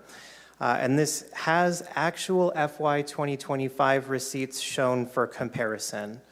So we'll begin by looking at the prior year carryover. As we discussed previously, that fiscal year 2025 carryover from the prior year was $33.9 million, as shown in the FY 2025 actuals column. The next column, fiscal year 2026 adopted, shows that upon budget adoption for the current year, we anticipated receiving carryover funds from FY 2025 activities totaling $26.2 million. It's important to note that this value would have been significantly lower if not for the $27.6 million of ARPA funds that were utilized in fiscal year 2025 for operations. Next, you'll see that the fiscal year 2026 amended carryover is $29.2 million. This is higher than the adopted by the amount of the general fund amendments, or AARs, that have been approved by the council, most notably AAR number 14, which recognized the City Council's operating and infrastructure carryover from FY 2025. Next, the FY 2026 mid-year estimate shows that after all FY 2025 activity has been reconciled, we have calculated $34.4 million of general fund carryover, which in the next column, titled Variance to Amended, you can see is $5.2 million favorable to the budget. And we'll discuss on an upcoming slide how this may be needed to fully fund next year's activities. Now we'll review revenues. After years of very slow or negative growth, this year's sales tax has turned a corner, with receipts for the first 2 quarters of the fiscal year strong enough to support a higher estimate, in consultation with our sales tax consulting partners, HDL. Sales tax is now estimated to be $147.6 million, or about $3.9 million higher than budget. Property tax continues to be relatively strong. After reconciling all receipts received to date, it's estimated to come in at $201.3 million, approximately flat with the budgeted values. Business license is estimated at $24.4 million, approximately $815,000 above budget. And room tax is estimated at $15.9 million, about $618,000 lower than budget. Franchise fees are estimated to be $24.8 million, which is about $1 million higher than budgeted. Other taxes and fees include public safety sales tax, real estate transfer tax, and card room revenues, and are estimated to be about $7.7 million, roughly in line with budget. Charges for current services include all of the charges and fees collected by the various departments for services rendered. We expect to collect $36.4 million, slightly favorable to budget, after all the departments have submitted their estimates. All other revenues are broken out on the next slide in more detail, but here you can see that they are estimated to be $36.4 million, also roughly in line with budget. Altogether, revenues are estimated to be $506.1 million, approximately $5.4 million higher than budgeted. The revenue subtotal then is added to the prior year carryover to equal the total resources available to the city for general fund operations in fiscal year 2026, and that total is $540.5 million.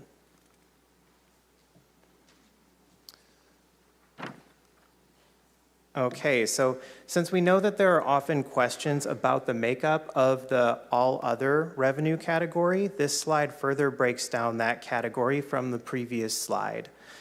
Intergovernmental revenue is revenue from other governmental agencies, such as school districts for services provided by the city of Fresno. It is estimated to be $10.9 million, or about $400,000 favorable to budget. Intra-governmental revenue, as opposed to intergovernmental revenue, intra-governmental revenue is revenue from within the city's departments for services provided by general fund departments in support of enterprise and special revenue activities. This estimate is $20 million, about $581,000 unfavorable to budget. All other revenues include anything that doesn't fall neatly into another category, such as the portfolio management fee, sales of obsolete items, and miscellaneous revenues, such as refunds posted by departments. This is estimated to be $2.2 million, approximately $443,000 higher than budgeted. On slide 6, you'll see the general fund net ending balance. So taken all together, this slide presents the city's annual resources and expenses combined. When you add transfers, the bottom line is the net ending balance. And transfers, those are inter-fund transfers where revenue is transferred either to or from the general fund, from another enterprise, special revenue, internal service, or capital fund. The largest transfers are made from the general fund for principal and interest on the city's debt. The net ending balance is budgeted to equal zero, as you can see in the FY 2026 adopted and amended columns, as required to maintain a balanced budget. However, as you can see in the FY 2026 mid-year estimate column, the net ending balance after completing the mid-year estimate exercise is estimated to be $17.3 million. Of that, $7,329,000 must be carried over to the next fiscal year for incomplete capital projects, resulting in a net ending balance of $9,948,700. So that's the operating net ending balance. As part of this legislative item, the city has also attached an amendment to the annual appropriations resolution for $1,557,000 to fully fund fire department attrition and overtime, and $403,800 for the current year portion of the second drill school. After accounting for the capital carryover and amendments, the FY 2026 net ending balance is estimated at $7,987,900. Okay, and now on this final slide, slide number 7, it presents a preview of the fiscal year 2027 base budget. As you can see here, the $7.9 million from the previous slide, estimated as the ending balance for FY 2026, becomes the carryover balance for fiscal year 2027. After accounting for base revenues, expenses, and transfers, the total funding gap that will need to be closed to fully balance the fiscal year 2027 budget is presently estimated at $23.3 million. This estimate does account for attrition, all of the labor contracts, and all other contractual obligations. And with that, the administration and my office are available for questions. Great, thank you so much, Ed. At this time, I have Councilmember Arias punched up. Okay. Oh, we're going to play, City Manager. We're going to play. This is we're broke and we find money for fire. A couple of questions around assumptions that you've made. What was the assumption in your proposed outline here around the casino revenue specifically? And the reason, and give me some context really quick. A few years ago, we were asked to grant the casino an additional 50 tables with a guarantee that would have generated additional $1 million a year. And I've been waiting for the additional $1 million a year in revenue from the casino, and I've yet to see it reflected on any of the revenue side. So your proposal on other revenue includes casino table money, right? It does. How much of it have we received, and are you anticipating receiving for the year?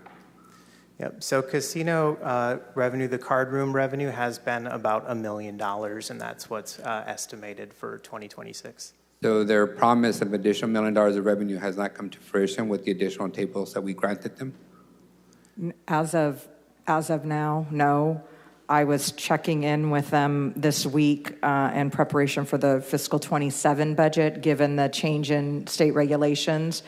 And I do know that they did finally finish the physical improvements of the expanded space. And it's my understanding that they had their application into the ABC for expansion of their ABC permit into the new space, which would go along with the new tables. So as of now, they have not activated the additional tables? Correct.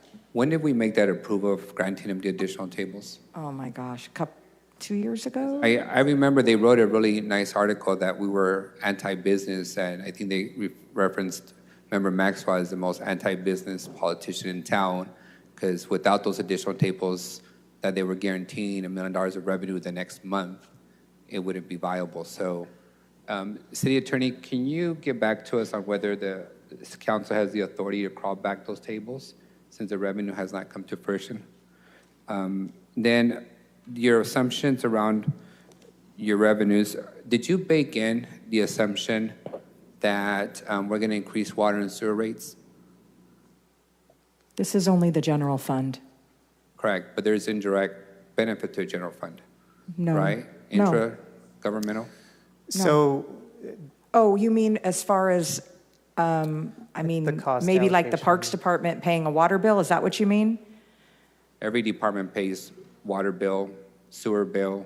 We all get charged. So if fees goes up, then So that would be for 27. So there aren't any proposed water and sewer increases in fiscal year 26. And so this is only the mid-year for 26. So any impact on future water sewer increases would affect the next fiscal year budget. But what I'm asking is, in your last column, on your last slide, is FY 27 base budget. General fund. Correct.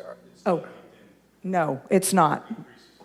See, the mayor understands my English. Yeah. And the ability to give direct answers. So, and Councilmember, I just want to clarify that base budget, we are in the infancy stages of the base budget. So all this is basically carrying forward previous year expenses for the most part. Like it's not draft any sort one. of additions. Yeah, we're not there yet. Fair enough. Did you bake in your assumptions on any of these years the outstanding labor contracts that we have yet to settle without getting to labor negotiations? Is that continuing in the budget? So I'm sorry, are you talking about for fiscal 27 base? And the current? Yes, it's accounted for in fiscal 27 base. Okay. The agreements that have been signed are accounted for. Yeah. Right. But what I'm asking is, we have some agreements that have yet to be signed. Are we leaving the money in the budget in case for when those agreements are signed that there's money to actually fund them? Yes, we have something, but I'm not going to tell you what it is publicly. That's my question, yeah. I don't want to get to the labor negotiations in the open, but it is baked in. Fair enough. Overtime, Why are we bringing the fire overtime at this stage of the game when we're not bringing overtime for other departments? What's the urgency around you guys asking us to allocate carryover money for one department outside the context of any other department? Does no other department need resources at this point? That is correct. Yeah, the fire department is the only one that has a mid-year estimate showing that they'll exceed the budget. What's the total budget for the fire department overtime? Adopted budget. How much are they? What's their total overtime budget? We'd have to look into that to get that number for you. I don't have it immediately available, but we should be able to get it. Somebody does? We have it. Oh, great. Uh-oh, the mayor's Fire showing up. department has it. I'll let Devin do this, but I did want to say what drove this was an attrition rate that the fire department had this last year that was unanticipated, meaning more people retiring than we had seen in decades. And it's because of there was some mass hiring that was done at one point. That means you're seeing mass retirements.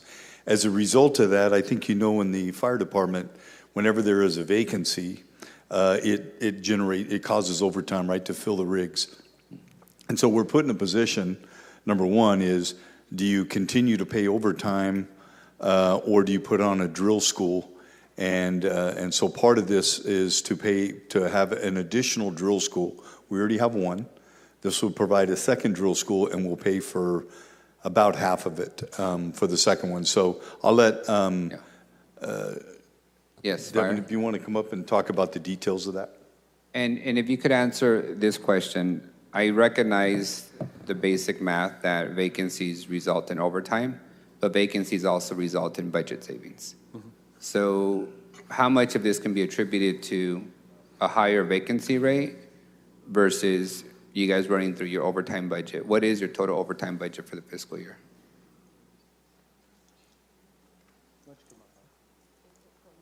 And for the record, I like fire. Yvonne? 8.4 million. Come closer, please. As far as the vacancy, by the way, good afternoon. Good afternoon. How are you? The vacancy, I think you probably understand we have a constant staffing across all our apparatus. Yes. And so when somebody gets hurt, takes time off, or vacates for a retirement, it has to be backfilled. Or vacation, correct? Vacation, leave.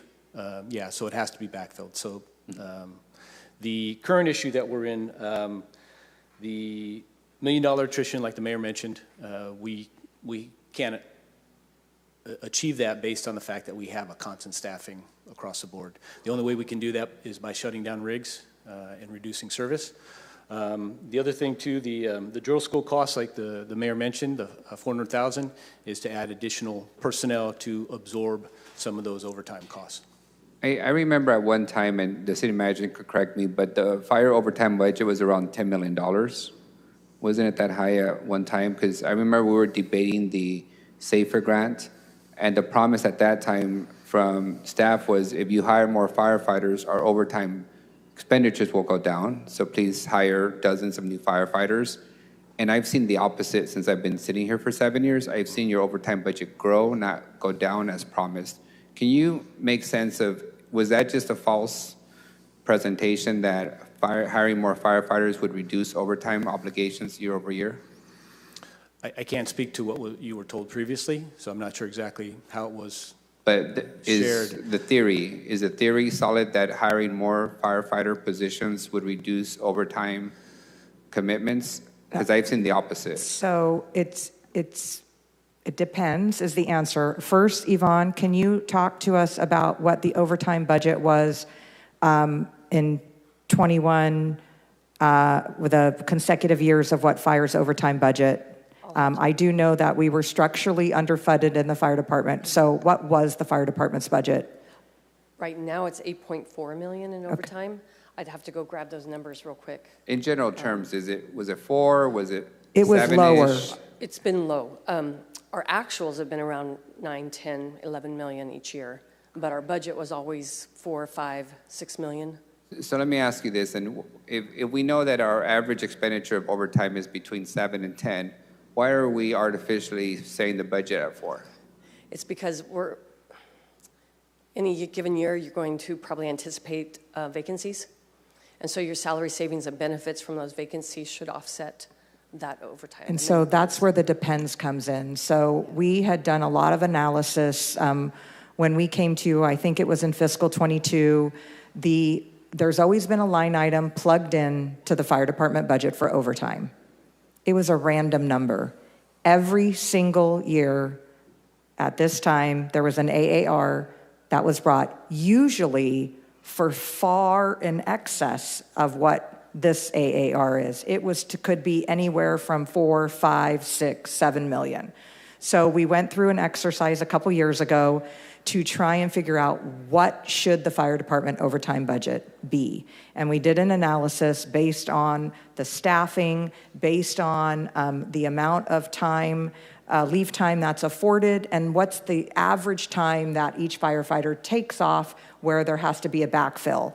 So, and that also is a little bit of the analysis of whether or not it's cheaper to pay overtime versus hiring firefighters.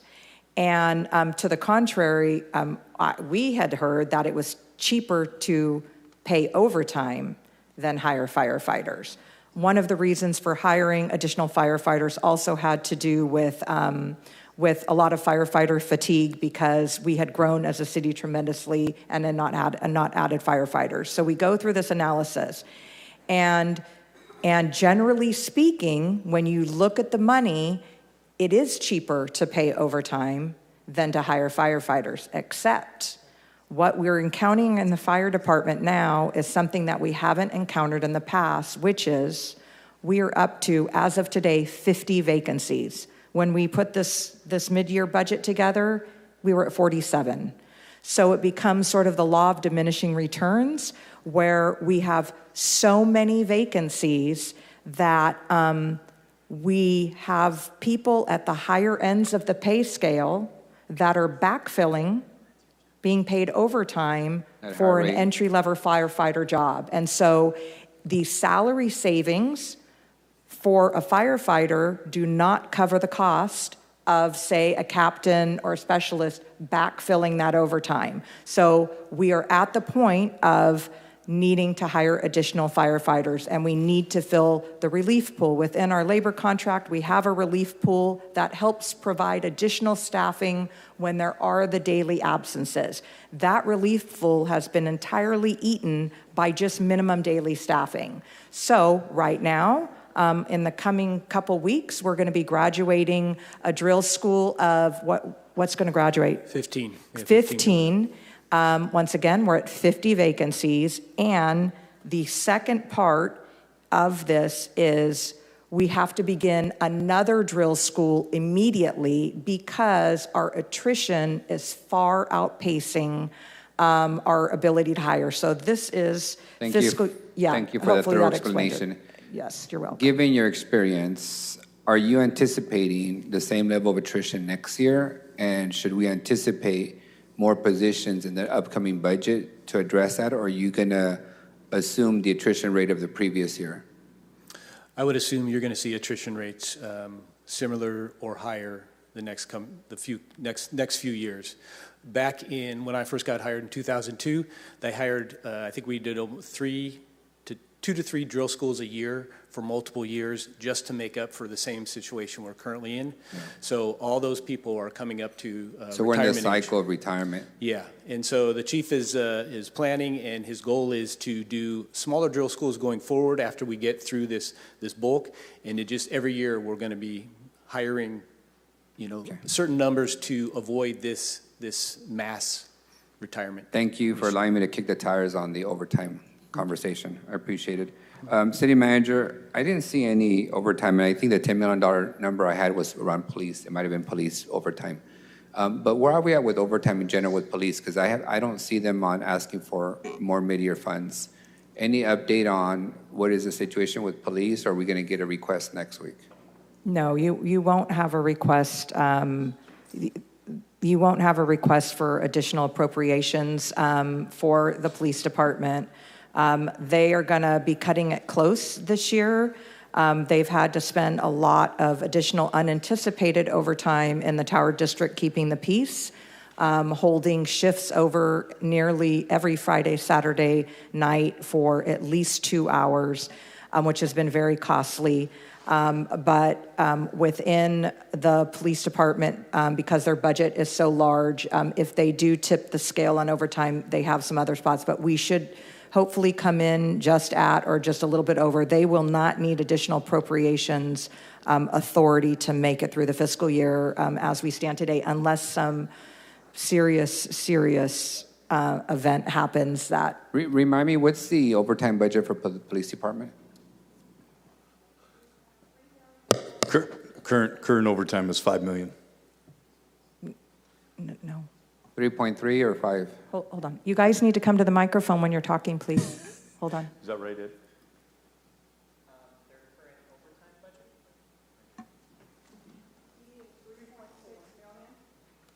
That's not all of it. Good afternoon, Chief. Well, hello. How are you? Good, thanks. I don't have any questions. We're between 3.4 and 3.6. That's fair enough. That's all I need. That's a good enough answer. Just want to get an idea of whether we should expect any additional appropriations requests before the next budget is proposed. Council President, those are all my questions. Thank you to the staff. Thank you, Councilmember. Next, I have Councilmember Richardson. Thanks, Ed. Are you still? I think we got the answer we need. Yeah, we're good. Okay, thank you. Councilmember Richardson will have the floor. Is Ed still here? He's right here. Yeah, right there. Okay. Just a couple questions for you from the presentation. Excellent. All right, good afternoon. Will you go into a little bit of detail real quick about the intergovernmental revenues, what sources those are, where we can look to see any fluctuations of that stemming from? Yeah, the biggest in intergovernmental revenue is Fresno Unified and other school districts with regard to the particular contracts that the police department or other departments have with them to provide services. So that's really the biggest component. Okay, and the second question I had, I may have heard this incorrectly, but is there some part of the intra-governmental revenue that is general fund subsidies or subsidizing? Can you go into that a little bit? I thought I heard you say that. So intra-governmental revenue is really going to be the biggest component of that is what's called the cost allocation plan. And it's a calculation of how much it costs for the city to provide basic administrative services. And part of that gets allocated to the enterprise and special revenue departments. So that's the enterprise departments paying the general fund. There's not general fund subsidies in that category. Got it. So the fact that we're negative on the variance there with the intergovernmental revenue is because we've been putting more into the running of the enterprise entities than they've been putting back into the general fund. Is that correct? Right. So there are some variable components. For example, if there's purchasing activity that's happening, that will get billed based on the activity. So it just essentially indicates that when all the departments are estimating how much activity they're going to be reimbursed for, it's a little bit lower than what we had anticipated. Okay. And seeing that we're about just over $500,000 below, is that coincidental with the terminal expansion at the airport or some other enterprise fund? The biggest part of it, to be honest, is essentially an allocation oversight in the budget bill. There was a portion of the revenue that was anticipated to be reimbursed, but that particular eligible activity wasn't quite right. Okay, that's all I had. Thank you. Yep. Next, we have the Council Vice President. Thank you.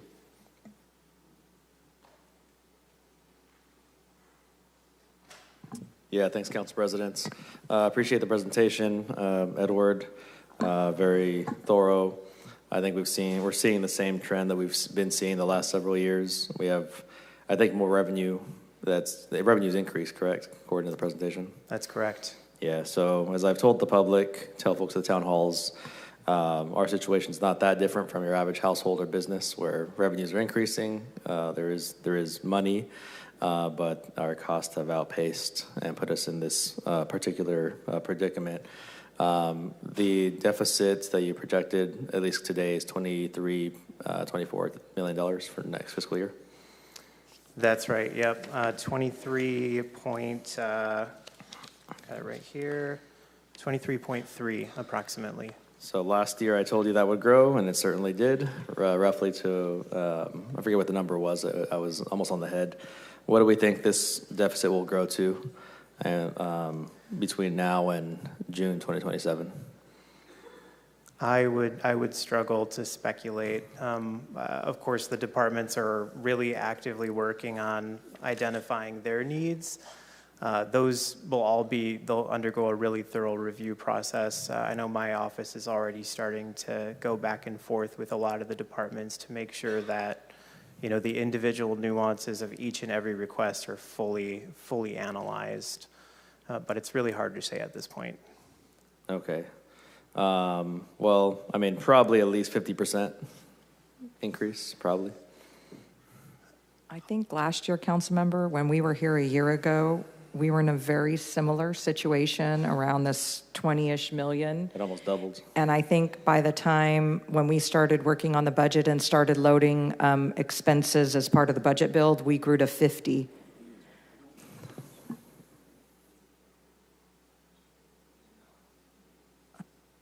I think ultimately we grew to about 50, which then we went through our balancing, as we prepared the budget and, requesting, looking at attrition, higher attrition numbers, requesting budget cuts from each department.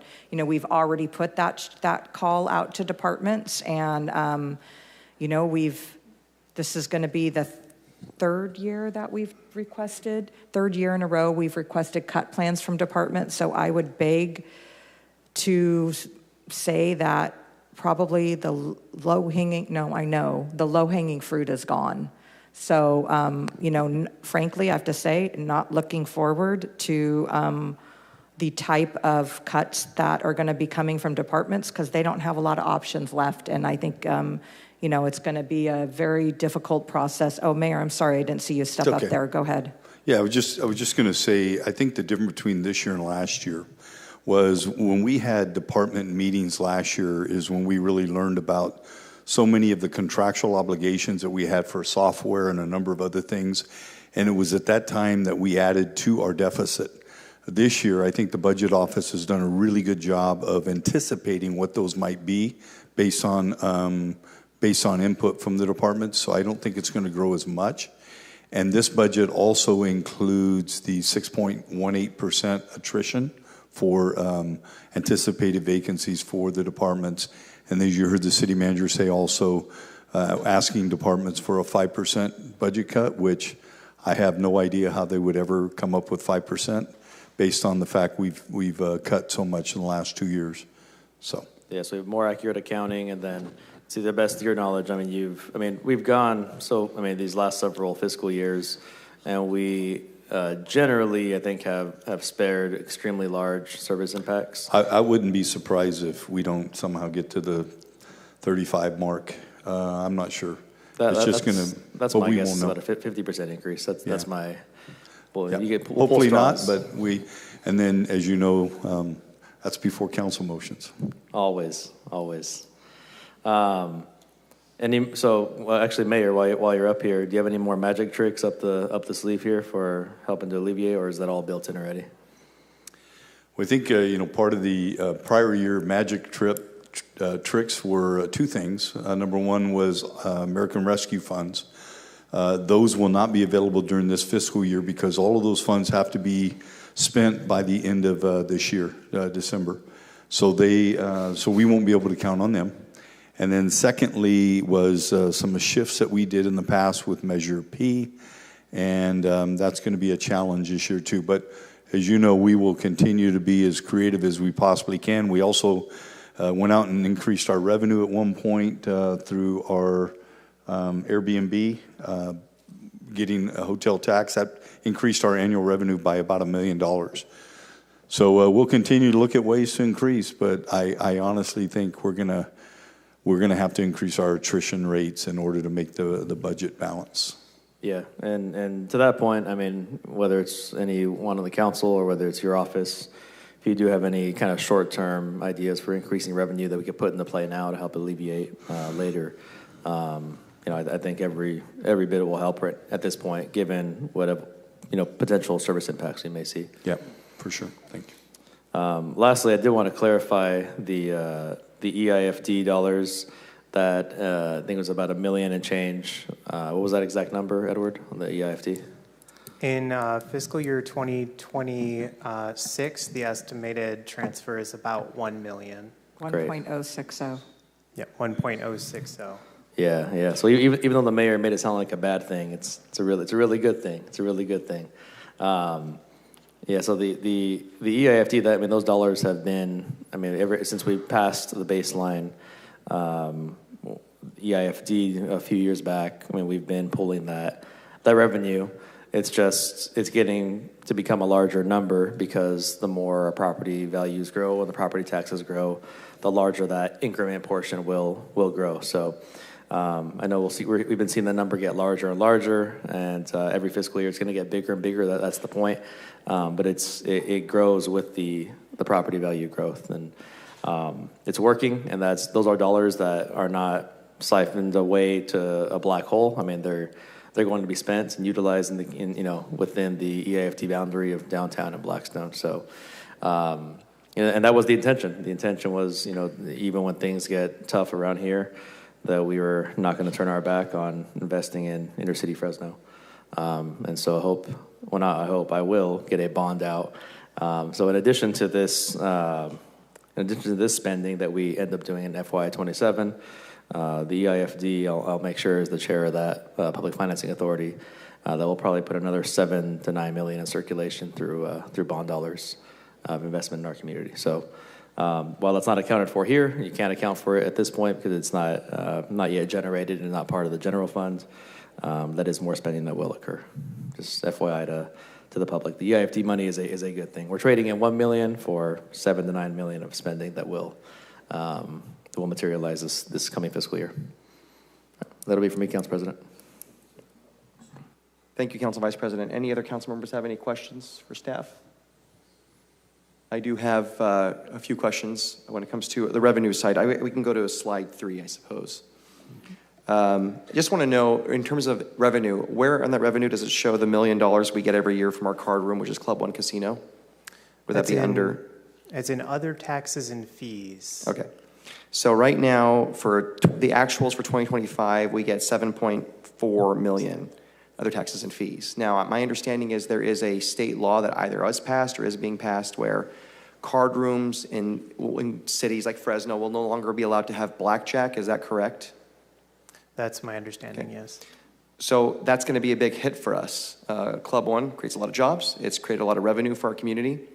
And how much are we looking at losing because of this regulation? Is there an estimate at all? We've reduced the 27 by half. So we're going to lose half our revenue because Sacramento decided to pass a rule that only impacts our cities where we lose blackjack tables? It's that much we're going to lose every year? That is our estimate right now. Wow. Okay. Well, okay. Thanks a lot. Not to you guys, but the folks up there. Make it harder and harder for us every day. I do appreciate the work that's been done. I look forward to approving the resolution today. I'm looking at this budget. I will be looking at, in the future, when the mayor does the hard work of building a new budget, what we can do to bring in revenue. Not like we're not doing enough. I know you guys have looked under the couch cushions.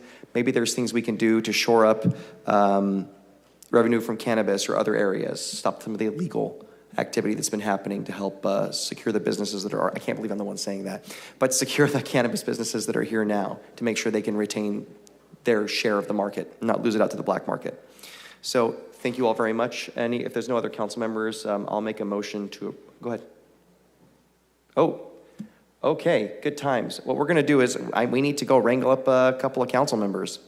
So what I'm gonna do is, we only have 4 out here while we still have quorum. Because it's an AAR, it requires a 5th vote. So what I will do is I'm going to call a 5-minute recess. We'll be back at 4:38. Thank you all for your patience. Mary, Amy, can you ring the bell for them, please?